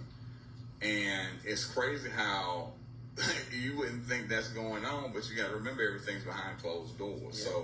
So for me and all the stuff that people have seen and all that stuff, I'm glad you've seen it, because that wasn't Jay. And if you know me, you know that's not me. So, and I just hate the fact that it did happen, but at the end of the day, look where you're at now. You know what I'm saying? Because she can look at my face and say, oh, that's Jay. Yep. If I've got a headache, she can tell. My wife knows me. She can tell if I don't feel good. She can tell if you're about to have an episode. You might want to go walk. Because now it's different, because my mental with the medication makes me think clearly. Like, so when she says, Jay, stop talking to me, because I can get all amped up. She can say, Jay, stop talking to me, but because I have a new direction, in my brain, I can leave her alone. So I just want to, I just want to. I'm not trying to, I'm just letting you know, you literally said that exact same, I told her. But I don't talk to nobody else. And say, well, nah, let me quit telling that lie. Yeah, you do talk to other people. You always say you don't talk to nobody. I'm like, you talk to people more than I do. You talk on the phone more than I do. But he said something earlier today, and I said, Jay, I don't mean nothing by this, but you have said that 3 times in the past day. You say that so much, I know it, I'm aware of it, you don't ever have to say it again. Like, it's because he repeats things, because his memory, right? My thing that I have to work on, I'm glad you brought that up, is that what you don't need to do with somebody with a TBI is keep going, I already know that, you told me that, you don't remember I told you that. We got an appointment tomorrow, you don't remember I told you that 5 times. Like, I have to really stop myself from getting annoyed when I have to remind him of the appointment we have tomorrow 3 times. And even in the morning when I start getting up to get dressed and he's over, you going somewhere? Where are you going, babe? We have an appointment. You don't remember? Like, I need to stop going, you don't remember? Evidently, he doesn't remember, because he just said, where are we going? Right? Like, I need to stop doing that. And I actually was thinking about that earlier, and I was like, Lord, help me, please, to stop having that same reaction that you normally have to just somebody who doesn't have a brain injury, right? And just be like, I literally told you that yesterday, and it's on your calendar, right? And you're expecting them to do something about the fact that they're not making a priority this thing that you told them, right? Because really, somebody with, like, they call it neurotypical, we'll call it that. Neurotypical is somebody who doesn't have any type of neurological brain, whatever going on, brain disease, neurological impairment, right?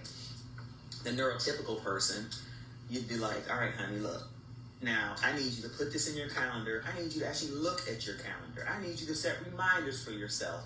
I need you to do so-and-so because I told you this, and I don't want to have to keep repeating it to you, right? Mm-hmm. I can't do that with Jay, because Jay may put it in his calendar. He may forget to look at his calendar. Jay may forget that I asked him to look at his calendar. He may forget that he puts stuff on his calendar.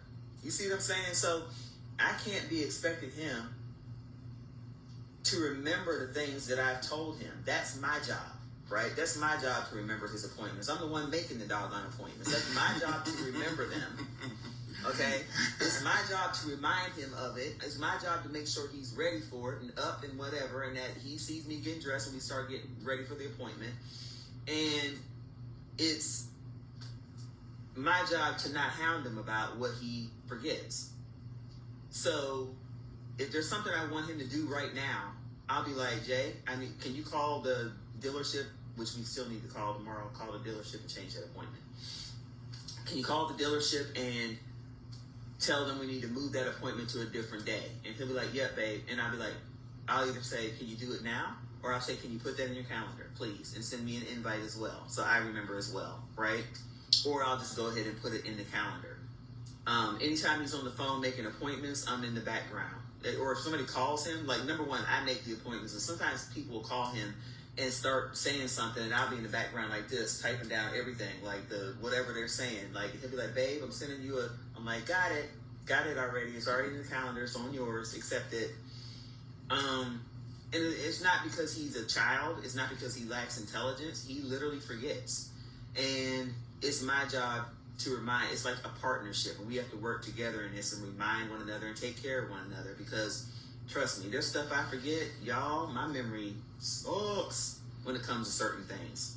I can remember long-term stuff sometimes, but I can't remember like a lot of short-term stuff. So he'll be like, babe, that was like, I can ask him dates and stuff. I can ask him times of something. Even like the other day, they asked him how long we've been married, and I was like, 5? He's like, it'll be 4 years on April 17th. I was like, and the woman looked at me like, I was like, I'm that woman, okay? Like, that's me. I'm that woman who does not remember things like that, okay? So we exist. It's okay. That's what he's here for. Like, I remember everything else, okay? Yep, Stephanie, that's right. Hey, Sai, how you doing? Like, don't be afraid to talk to your doctor. That's what they're for. And if you have a doctor that comes in and they're just like, they're on their thing and they're like, so, blah, blah, blah, and they never look up at you and they're rushing and they're blah, blah, and we're here for, well, you're not here for that today. I don't see that on the list. Okay, well, we'll address that next time. You need to go see another doctor. If your doctor doesn't sit back in that chair and look at you and talk to you and listen to what's going on with you and notice if something doesn't look right with you and do an exam where they actually touch you and listen to your lungs and look in your eyes, whatever else, you need to find another doctor. And that's a problem with our people, especially black people, y'all. We will stay with a doctor for a freaking lifetime just because he got MD behind his name. That man hadn't opened a medical book and ain't talked to a sales rep who came in, promoted a new drug, has not researched new therapies, nothing. And we steady going to him, listen to everything they got to say. And I say that as a nurse, I know it because I've seen it. That's why my mother was diagnosed with cancer at stage 4, because she did not go get second opinions like I'd asked her to. She didn't listen to my advice. It was diagnosed at the last stage of multiple myeloma, and it is multiple myeloma month. And she was diagnosed at the last stage because of that, of listening to some freaking quack doctor in downtown freaking Sharon, quack doctor, old dried up man. When my mother came and complained about her symptoms and said, I need an MRI, and the nurse said, all right, we'll get you an MRI. I'm going to have him order it. He came in and said, Marlene, you don't need that. That ain't nothing but complications of your diabetes. She was dead 2 years later from that, okay? Don't listen to every single thing that medical professionals tell you, okay? Don't listen to everybody. I'm a nurse, 32 years. You can't come to me and ask me everything, because I'm going to turn around and say, go see a doctor, okay? And you'll tell me, well, go see a different doctor, okay? Go see a different one. We have freaking insurance for a reason. Your insurance, guess what? If he's my doctor and he's been taking care of everything for me for 15 years, and all of a sudden I decide I don't want to see him, I don't care about his attitude. People are like this. I don't want to upset my doctor. What if? It's not a freaking job reference. You tell that. You don't have to tell that doctor's office. You go find another doctor. You tell them, contact Dr. J and get my records from them, because I want to see y'all. And they'll have you sign that freaking release form, and you ain't never got to talk to him again and explain nothing. You don't owe them nothing. They owe you to take care of you. Okay? Or else they gonna end up ending your life. They owe you to take care of you. And if they're not doing it and doing their due diligence, you need to get another doggone doctor. I done told people so many times that stuff. Yep, multiple myeloma. Yeah, she got it. Oh, wow. I did not know that. That's what my mother had, yeah. And it's multiple myeloma month, Miss Madonna. So we definitely need to chat. There's new therapies on the market, and there's a new therapy hopefully hitting in July. That's going to be approved by one of the companies, the company I work with, actually. So we need to talk. So yeah, if you're not getting what you need, your insurance is going to cover it. Your insurance is not going to say, no, you were going to Dr. J. I'm not going to cover you anymore. No, they're going to cover you still. You just make sure they take your insurance, and you can go Dr. Hop all you want to. How do you think drug addicts do it? And go and get freaking fentanyl from this doctor, and fentanyl from that doctor, and fentanyl from that doctor, and hydrocodone. No, that's how people do it. And so if they can do it and take advantage of the system, you can surely do it and use the system for what it's for and be taken care of. I get very annoyed with people when they come to me with medical problems, and I tell them what to do and they don't listen. It annoys the crap out of me. That's what my mother did. And I used to be like, you're going to ask me this and you're not going to listen anyway. And she didn't. So by the time she did it, and this is in my book, by the time she did it, the night of my father's funeral, she was like, I'm like, Mom, I'm going to take you to your doctor's appointment tomorrow. My sister-in-law, Karen, had told me Mom had a doctor's appointment. I was up there from North Carolina and Pennsylvania. I said, Mom, I'm going to take him and go with you to the doctor's appointment. And Mom was like, I don't have a doctor's appointment. I was like, what are you talking about? Karen said you had an appointment. And she's like, I don't have an appointment. I'm going to the ER tomorrow. I'm like, the ER? I was like, what? Who plans to go to the ER? I was like, if you need to go to the ER, we need to go now. She was like, no, I just want to go get a second opinion. I want to go and have them look me over from head to toe, and I want to find out what's going on with me. And I'm like, why are we not going now? This is the night of my father's funeral, y'all. She said, because I want to get up and get my shower, and I want to get my bills together in the morning. I got things to do, and I want to blah, blah, blah, blah. I said, all right, Mom. I went down the hall. I'm like, oh, my gosh. Like, who plans an ER visit? That ER visit led to 17 days in the hospital, transfers between 3 hospitals. She ended up down in Presby in Pittsburgh, diagnosed with stage 4 multiple myeloma. And if you know about multiple myeloma, it causes like holes in your bones and things. They said her bones were so hollow, they didn't know how she was standing or supporting her own weight. I told them my mother was on top of her building 2 weeks ago putting new windows in. That's the pain tolerance my mother had. And when they told me that, she was in the bathroom cleaning up. And the nurse came in, oh my gosh, she's supposed to be on bed rest. Where's she at? I'm like, she's in the bathroom cleaning up. I was like, she's not gonna stay in the bed. Okay?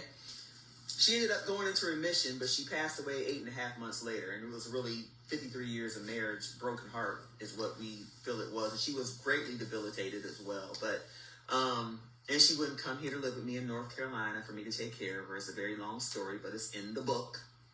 Okay? But you're advertising that thing. I'm advertising that book. That book, there's some things in that book, y'all, you want to know about.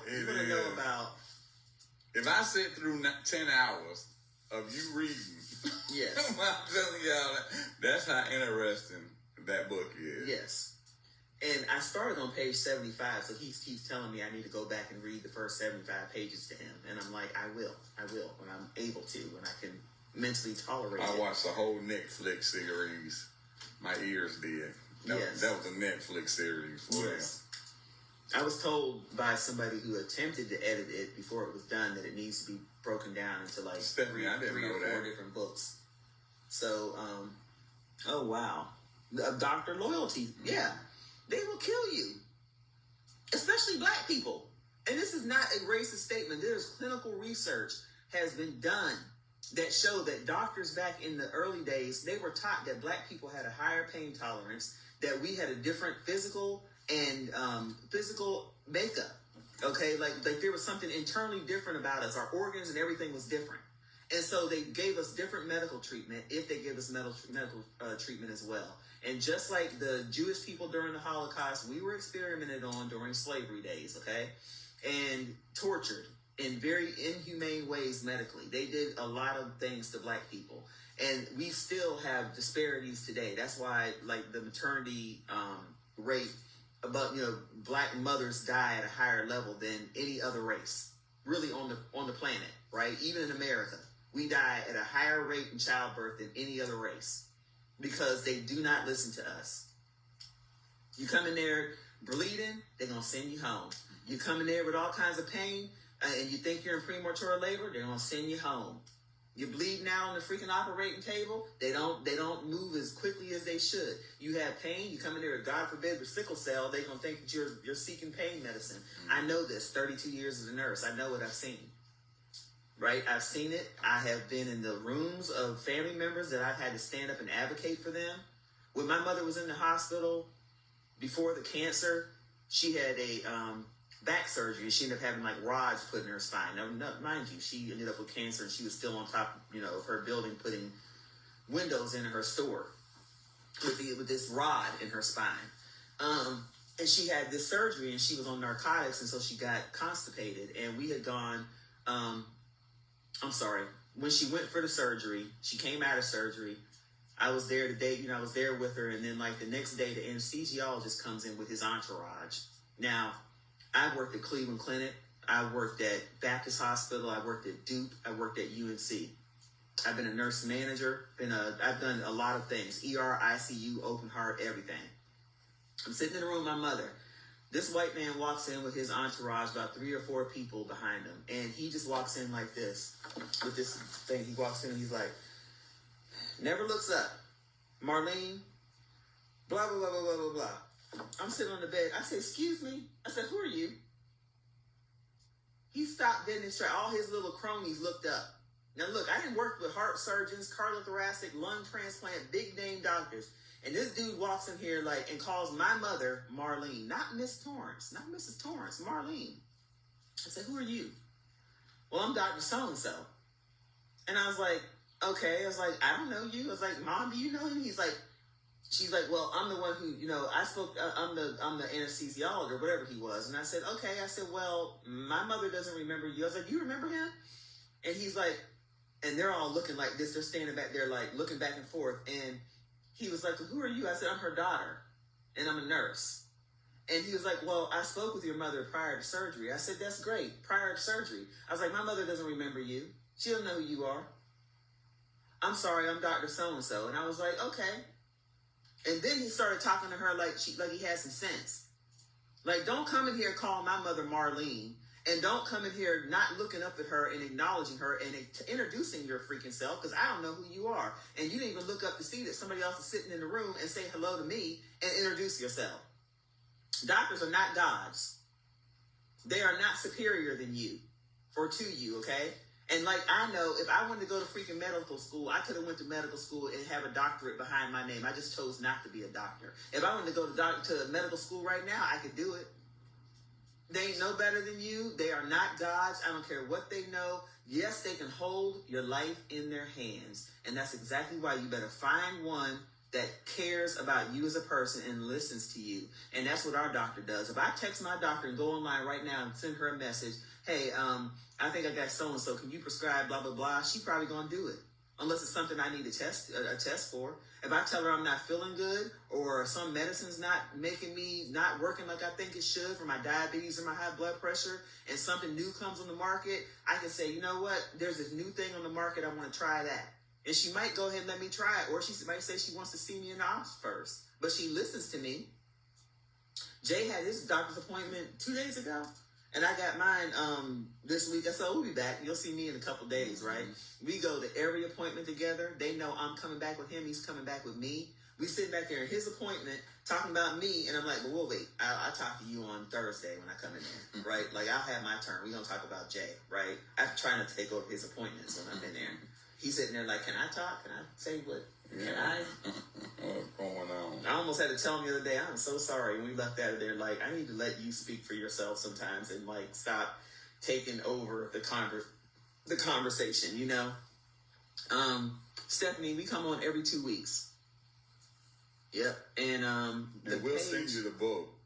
Yes, you're gonna get it. I'm gonna order it soon. Put your send me your email your home. I already told her to inbox it. But see that? But she said she asked where could she buy the book from? She buy your book.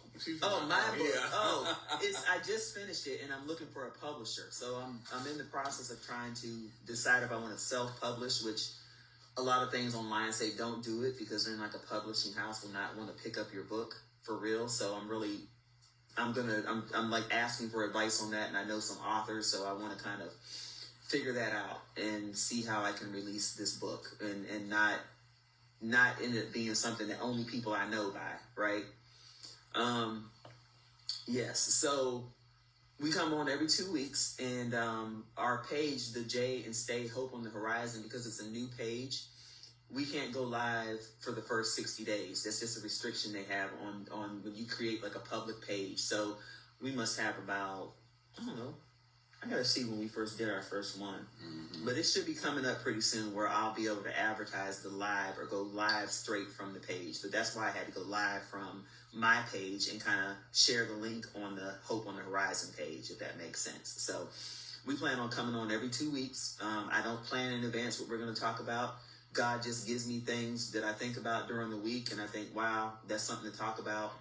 And I don't write down anything. I don't have a script, I don't have an agenda. As I'm doing my Bible reading during the week, something always correlates with what God has, a topic God has been like, talk about this, speak about that, or something that I'm thinking about. So,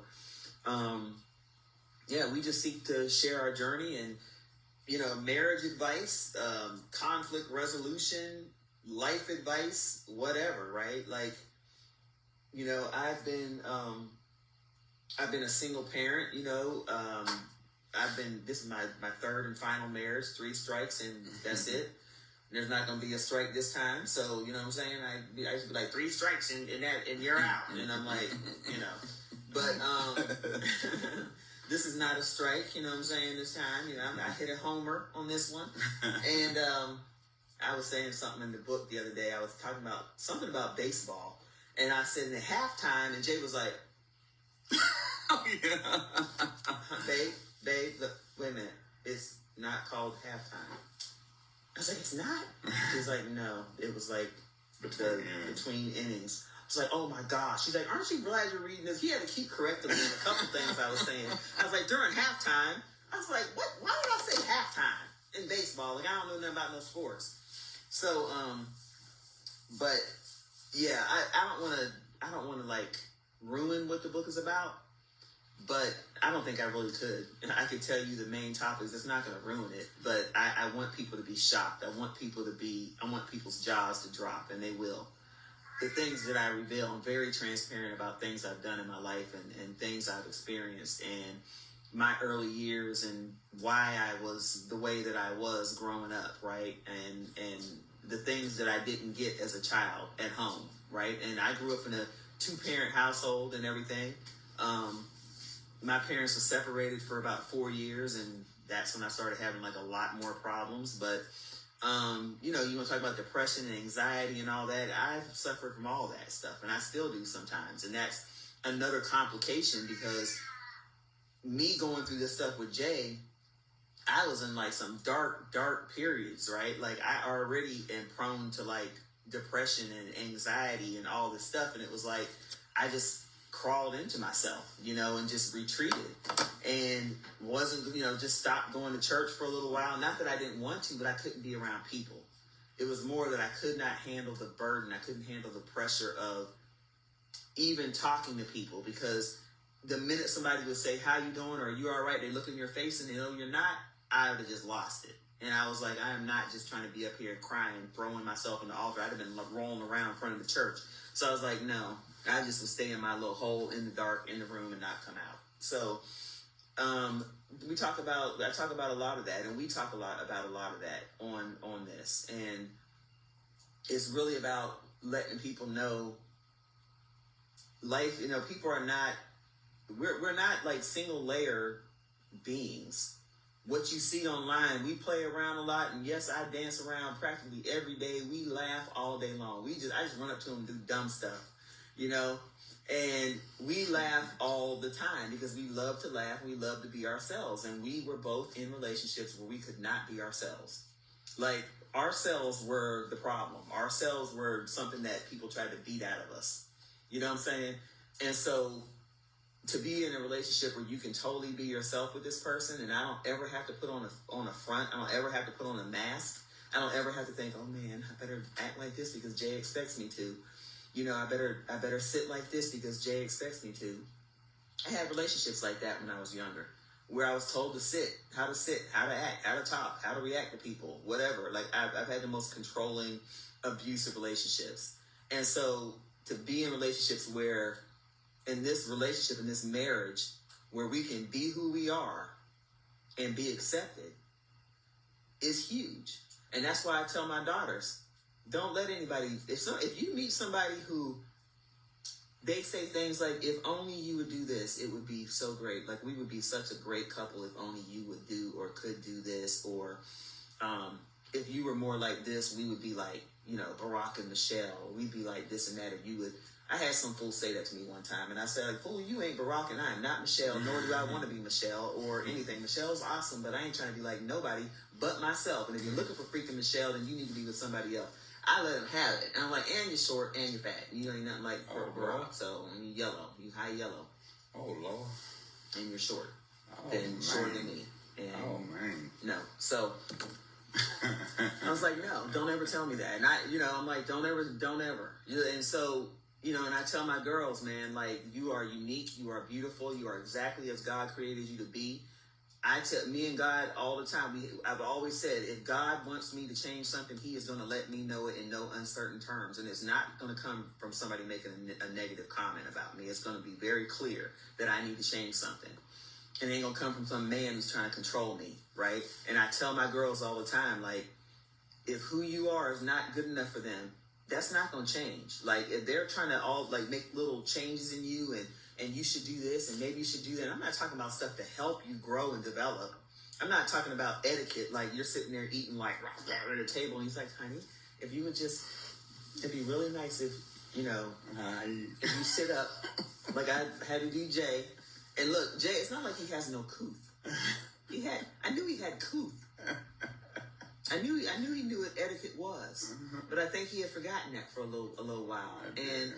So when you're around unetiquette people, unetiquette. Yeah, I just made that up. Yeah, it sounded good. Yeah, I was educated right there. Yeah. Look, we go out to eat or something, and Jay looks up. This is what he gets, and I'm like, all I have to do is make a face, and he realizes, oh, I was hunched. Yeah. I was doing this. I was scarfing. You know what I'm saying? I'm like, don't scarf.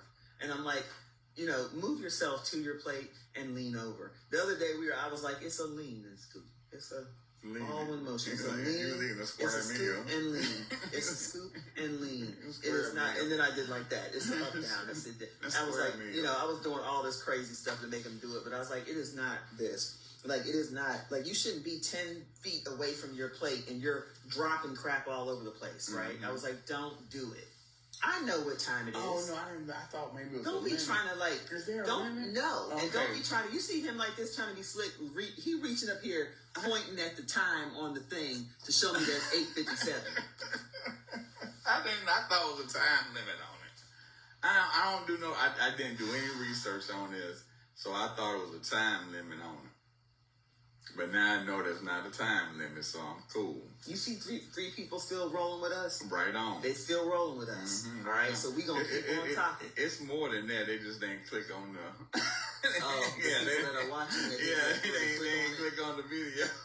And what's funny? Y'all ain't slick. You know you there. It shows us how many views we had. No. But, what she say? I want to publicly say thank you for not letting people bully me in school. Oh. As a teenager, I was being, oh my gosh. Oh Lord. Mm-hmm. Oh, I'm so sorry. Didn't you told me about your cousin Stephanie? Yeah, we're not related. Well, I thought you said she was like a cousin to you or something. Good friend. Stephanie, we just good friends. Wow. I'm so sorry, Stephanie. She was a good person too. Wow. Very nice person. She walked through school and cover up and people say stuff. I should have been knocking them out. You should have been knocking. Why don't you knocking suckers out? What's wrong with you? People was already scared of me. I was 6'5". You're knocking them fools out, Stephanie. You should have just had them been like, look, knock that fool out. I was like, Jesus, I had 12 disciples on the level. Oh. Just ready. Wow. I am ready. Wow. I had my homeboys ready. Wow. Now he can compare himself to Jesus. No, I said said no. Wow. I said the disciples. I ain't said nothing about Jesus. You said I'm like Jesus. No, I had 12 disciples. I said like Jesus. I didn't say I. You had what was the name of that? The Warriors. That movie, The Warriors, with the disciples. The gang called The Disciples. You talking about when the dude. I forgot the name. Whatever that movie was with that gang, the gang called The Disciples. That's the disciples you had. You're talking about. But no, I'm so sorry for real, Stephanie. That is like horrendous, and I'm so sorry that happened to you. And just praise God you made it through it.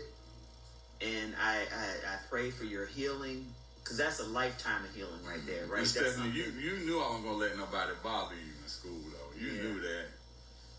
I was not. I hated that bullying thing. Yeah. I think everybody knew that. But you know, putting a smile on and talking to people that change their mind about stuff. Yeah.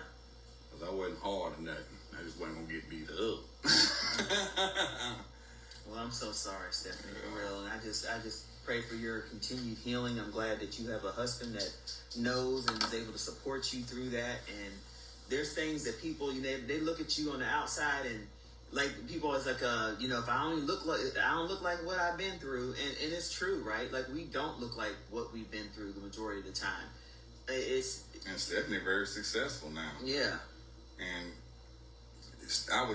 we are friends, Stephanie. We've been friends since middle school. So I don't, a lot of times people can't say that, but we've been down like four flat tires. Oh, down like 4 flat tires. Yeah. Boy, I learn a new saying from him every day. Down like 4 flat tires. I like that. But yeah, it's when you start to open up about things, even your story, Stephanie, whatever your testimony is, having lived through that is a testimony for somebody. And there's somebody who's going to watch this and read what you put there, and maybe going through that, may have gone through it. Has not found any healing or hope, and you can be a guide and a hope to them. So God bless you, and thank you for sharing that. And we'll be praying for you, Stephanie. Now look at Madonna. Madonna feeling guilty now because Stephanie, I swear I'm not a bully. She knows I'm teasing. No, I don't.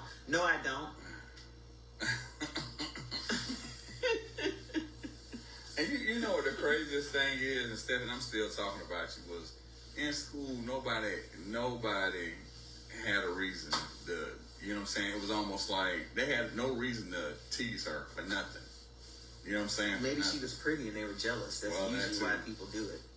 And she was a good person. She got a really good heart. So confident, just carried herself like when you have just I don't care attitude. Kind of like I did, believe it or not. People tried to bully me when I was younger too, and because I didn't care about who they thought they were. Like, I wasn't impressed by them. I wasn't worried about them. I wasn't trying to be like them. I wasn't trying to follow them. And when you're just being who you are, and for me, it was because I was shy. I was like insecure. I won't say shy. My insecurity made me shy, right? Until somebody did something, then I'd jump up and I'd try to choke the life out of you and fight you, right? So I was like, just laying low in the background, hanging in the cut, observing stuff, right? And when I had friends, I was friends with everybody, talked to everybody, but I didn't fall into the like everybody else who's popular, whatever, and I got to be all around them and running behind them, whatever, and I'm not a follower. And so sometimes people would be intimidated by that stuff, right? Because if they couldn't figure you out, if you didn't care about them, if you didn't act impressed about them, then you became a target, right? And so, especially if you're halfway attractive or whatever, which me, I have a chapter in my book that's called Looking Like a Boy, because I was tall, skinny, flat everywhere, and, I was a tomboy. I mean, I remember playing sports and letting my leg hair grow as long as it possibly could. Oh, my gosh. So gross. I did. I told you about that. I used to wear one... Like when I'd have on my jogging pants for the track meets, I was that girl that wore the one pant leg up and the one pant leg down. And trust me, there was hair. I had hairy legs. I prided myself on it. But that was a part of my, it was almost a part of my insecurity and trying to be different than everybody else, but also trying to keep people away from me, if that makes sense. Like trying to stand out in a way that showed I didn't give a crap about what anybody thought about me. So anything I could do different to make people know that I didn't care what they thought. Is what I did. Leg hair. I said leg hair. Leg hair, Miss Madonna. Leg hair. All right. I don't even have hair on my legs. He doesn't. I have no hairy hair legs. chest. And then look, hairy legs, probably unlotioned, probably ashy hairy legs on top of. No, I'm kidding. I definitely did not have ashy hairy legs. Young man. Even now, my legs get hairy. Jay's like, I can't even see no hair. You got your hair blonde. I'm like, my legs are hairy, and I'm like, no, they're really not. What'd you say, girl? I'm gonna call you what? Grizz. Grizzly. We are going to Wyoming. I don't care, Miss Madonna. Okay? I don't care. I don't care. You can't bully me no more. I'm grown. I'm 53 years old. You can't bully me no more, all right? So that's okay. I own it. I own that I was hairy. I own that I don't mind being ashy. Sometimes. All right? I'm be ashy in my own house. I'm be ashy outside my house. As long as the parts you can see ain't ashy. All right? That's why I give a 5. Hey, baby, it's 5. That's what I'm going to start doing. I'm going to be like that. I'm like, ooh, baby, you so beautiful. Hey, the face, I keep the face lotion, all right? Then I'll be like, here on up is lotion. Oh, baby, you look good. Ashley Grizz Armstrong. Ashley Grizz. Just call me Ashley Grizz. Now, I'm not like that no more. I don't keep my legs hairy and stuff no more. I was young, all right? I had issues. I had problems. So, you know, if you were more like, gotcha. Say it, I dare you. Whatever it is, I'm doing the exact opposite right now. I wish you wouldn't kiss me anymore. Oh, that's easy. You said the exact opposite. See how people be lying, man. Oh, so you said that so that I'd be like, oh, I'm gonna kiss you now all the time. Mm-hmm. He wishes. That's nasty. I kiss her. No, they're kidding. Somebody say they use Tussie deodorant. I'm getting no. Not Tussie. That's exactly what they just said. She said I used to own that. I used Tussie. They still sell that stuff in the dollar store, don't they? Oh, I had my girlfriend use Tussie. That means she had to put her finger in there. Yeah, you had to do that. You had to do that. That stuff worked. Don't feel bad. I use Band deodorant. They don't even make Band no more. I used to use Band. Tussie worked. I just had to stick my finger in there and go. Mm-hmm. Tussie better than Musty. And the next one. Oh my gosh. Better use that Tussie. Tussie said you ain't Musty. Mitchum in the dollar store. Oh man. Lord, what you say about pretty brown eyes? Pretty brown eyes, you know I see them. It's a disguise the way you treat me. Pretty brown eyes. She was talking about me, huh? I know. She can't nobody see you I went behind blind you. that quick. I couldn't see nothing. And Jay had to have his glasses on today. He's had a headache for the past 2 days. And so I commend my baby for coming on here and all that because he has had a headache the past couple of days. So, you know, I appreciate him still hanging in there. That's why he's got his tinted glasses on and stuff. And you ashy behind them glasses. Now. Ashy. And he's hiding his ash behind them glasses. He got ash right here. All down in that area and stuff. So, yeah, but, hearing about your little legs. I'm trying to hold his legs up and show his little greasy legs. I pulled my groin. You probably did.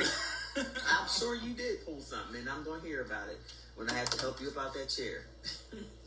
Oh. So, but yeah, we went 2 hours tonight. We could keep on going, but we're not going to. Yeah. Thank you, Miss Madonna. We appreciate that. But, oh, thank you for telling me I'm cute. My bottle of my wine. wife don't tell me that, so you know what I'm saying.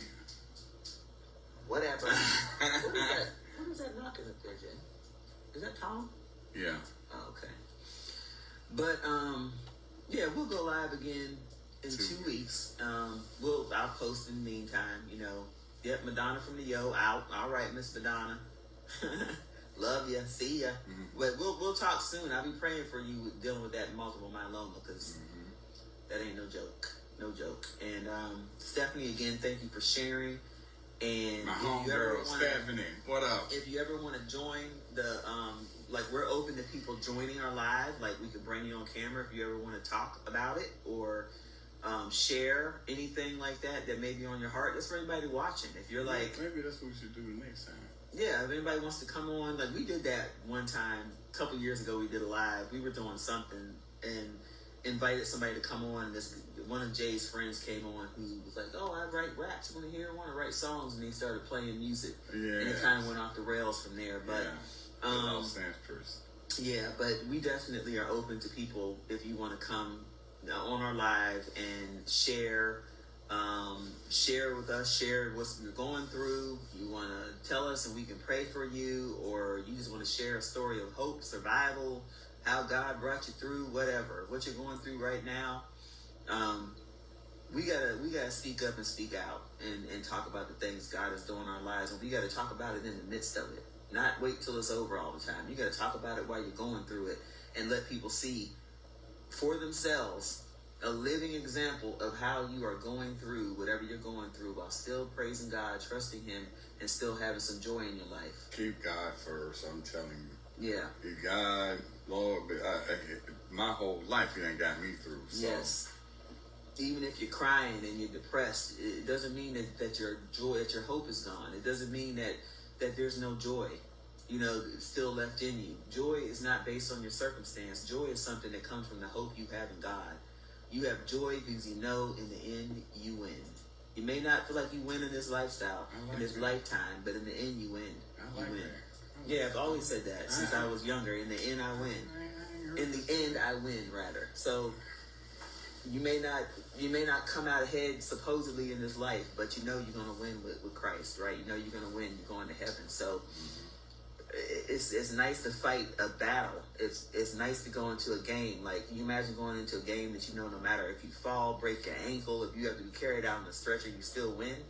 Thanks, Stephanie. You still win. Mm-hmm. So definitely, Stephanie, you're in Charlotte. You're in Charlotte all the time. You need to let us know when you're in town. If you ever feel like coming, the next 2 hours and 45 minutes down here to Raleigh to see us, you come on through and come see us, and I'll slap some steaks on the grill. Oh yeah. If you like wine, I have a constant supply. I love my wine. I don't drink. And Jay has Coke. If you don't drink, he has Coke. And we have water and lemon drink. We have Coke, water, wine, and coffee. And sometimes drink. Orange juice and lemon drinks that Jay likes. That's what we have in this house. But I love my wine, and I just love wine. I love. She don't get drunk, wine. y'all. For one of y'all say that, she don't get drunk. And if I did, it's my business because exactly. It's my house. I'm sitting in my house on my couch. If I want to get drunk on my couch, I will. But I don't, because why? Stupid. Because you're going to the club. Yeah, it's like I don't want to get sick. I don't want to pass out on the couch, be hanging off the couch in the morning. It's like, no. I love just enjoying a nice glass of wine in the evening. And sometimes I go days without. I think I had 4 days last week I didn't have any wine. Mm-hmm. I had to slap myself. Girl, you better get back on track. Get back on the wagon. The wine wagon. But anyway, we're going to go ahead and go because it is time for my wine and my Netflix and wine. And I need to clean my office. Yes, he has cleaning to do and things like that. So thank you all for joining and watching. And we know that there are a lot of people who can't join our live and that watch later and send messages and stuff. I mean, the views we get on these lives, we get a lot afterwards. And whether you listen to the whole thing or a little, we pray it's been a blessing to you. And that you found some encouragement. I personally never have looked to other people for that stuff. And for some reason, I've just never listened to motivational speakers or anything like that. I mean, I like people who are real. And so hopefully we've been a blessing to you guys. And like we said, it's not always going to be nice. Sometimes we're going to get on here and we may not be getting along. And I still plan on getting on here, whether Jay wants to or not. Maybe there'll be a time where Jay will get on here that he's like, Stacey's mad at me right now, and this is what's going on. And he may get on here totally out of his mind. Because you'll stop me. It literally could happen. You'll stop me before I do that. And I'll be like this. He'll be down here talking, and I'll be like, and I go, please. All right. And so we're going to go ahead and end this now because Jay is clearly not in his right mind. And that's exactly what will happen. And I'll be like, boop. Oh man! But we promise to share it all, and to be as transparent as we can, and because it's been a help for us, and it's been a help for some other people. Excuse me. And we will continue to pray for everybody and pray for whatever this is that we're doing that God's led us to do. And take care of yourselves. And who used to say that? Was it Maury Povich? Take care of yourselves and one another. Somebody used to say that. That was Maury Povich. Was it Maury? Yeah. Well, we're not Maury Povich because evidently I'm not hitting Jay over the head with a chair or anything like that. No side pieces coming running out the back room. But you know what I'm saying? But yeah, take care of yourselves and take care of one another. And if you're out there struggling all by yourself and alone, hit us up. Contact me. Contact my husband. Yes, don't do this by yourself. Yeah, if you feel like you don't have anybody to talk to, man, you can call me. My phone is always on. I'm walking all the time, or I'm upstairs, or harassing her. Or message us on social media, whatever. Like, if you're feeling like I just need somebody to listen, I just need somebody to talk to, whatever, you know? So, oh, your niece lives here. Awesome. Oh, you gonna bring me some wine from Dubai? Girl, yes, that's what I need. I need that highfalutin wine. That's my I need homie. that high dollar wine. I told you, that's my homie. Stephanie, my homie. Yes, bring it. Bring it. I love red. I don't like sweet wine. I don't like that sweet stuff. That's for like wine.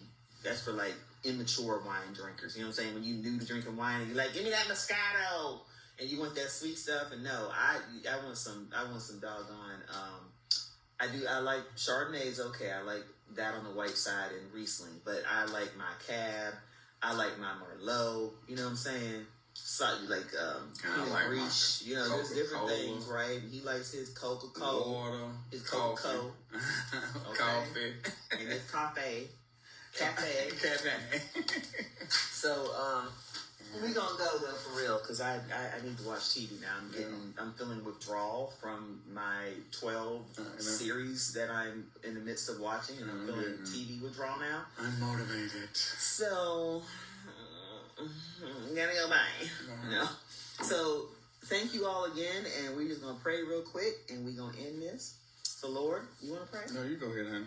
Lord, we just come to you, thanking you, Lord, for another chance to just be on here and share our story, Lord, and entertain people for whatever period of time, give some information, hopefully give some help spread hope and joy, and just, you know, be an example of faith in you and hope in you and trust in you, Lord. We just thank you, God, for everything you've done for us and continue to do for us every single day, every minute, every second, God, because it changes so quickly. We can go from a good morning to a horrible evening and a horrific night, and you're still there with us, God. And I thank you for that, and I thank you for transparency. I thank you for being who you are, God, because we could not do it without you. So just be with our friends who have watched, God, our friends who have shared things, that are going through things, Lord. Be with Miss Madonna as she's fighting this battle with multiple myeloma. Be with Stephanie and her family, Lord, and the things that she's lived through in her life. And I'm sure there's many more stories that she and her family have. Lord, we've all been through some things, God, but we know that you can bring us through. You'll be with us through it all, God, if we just trust you and put our hope in you, Lord, and just remember that we win in the end. If we keep that front and first and foremost in our mind, that should keep us pushing on. So we thank you, God. In Jesus' name, amen. Amen. All right. Deuces, y'all. Have a good evening. Jay and Stay. Out.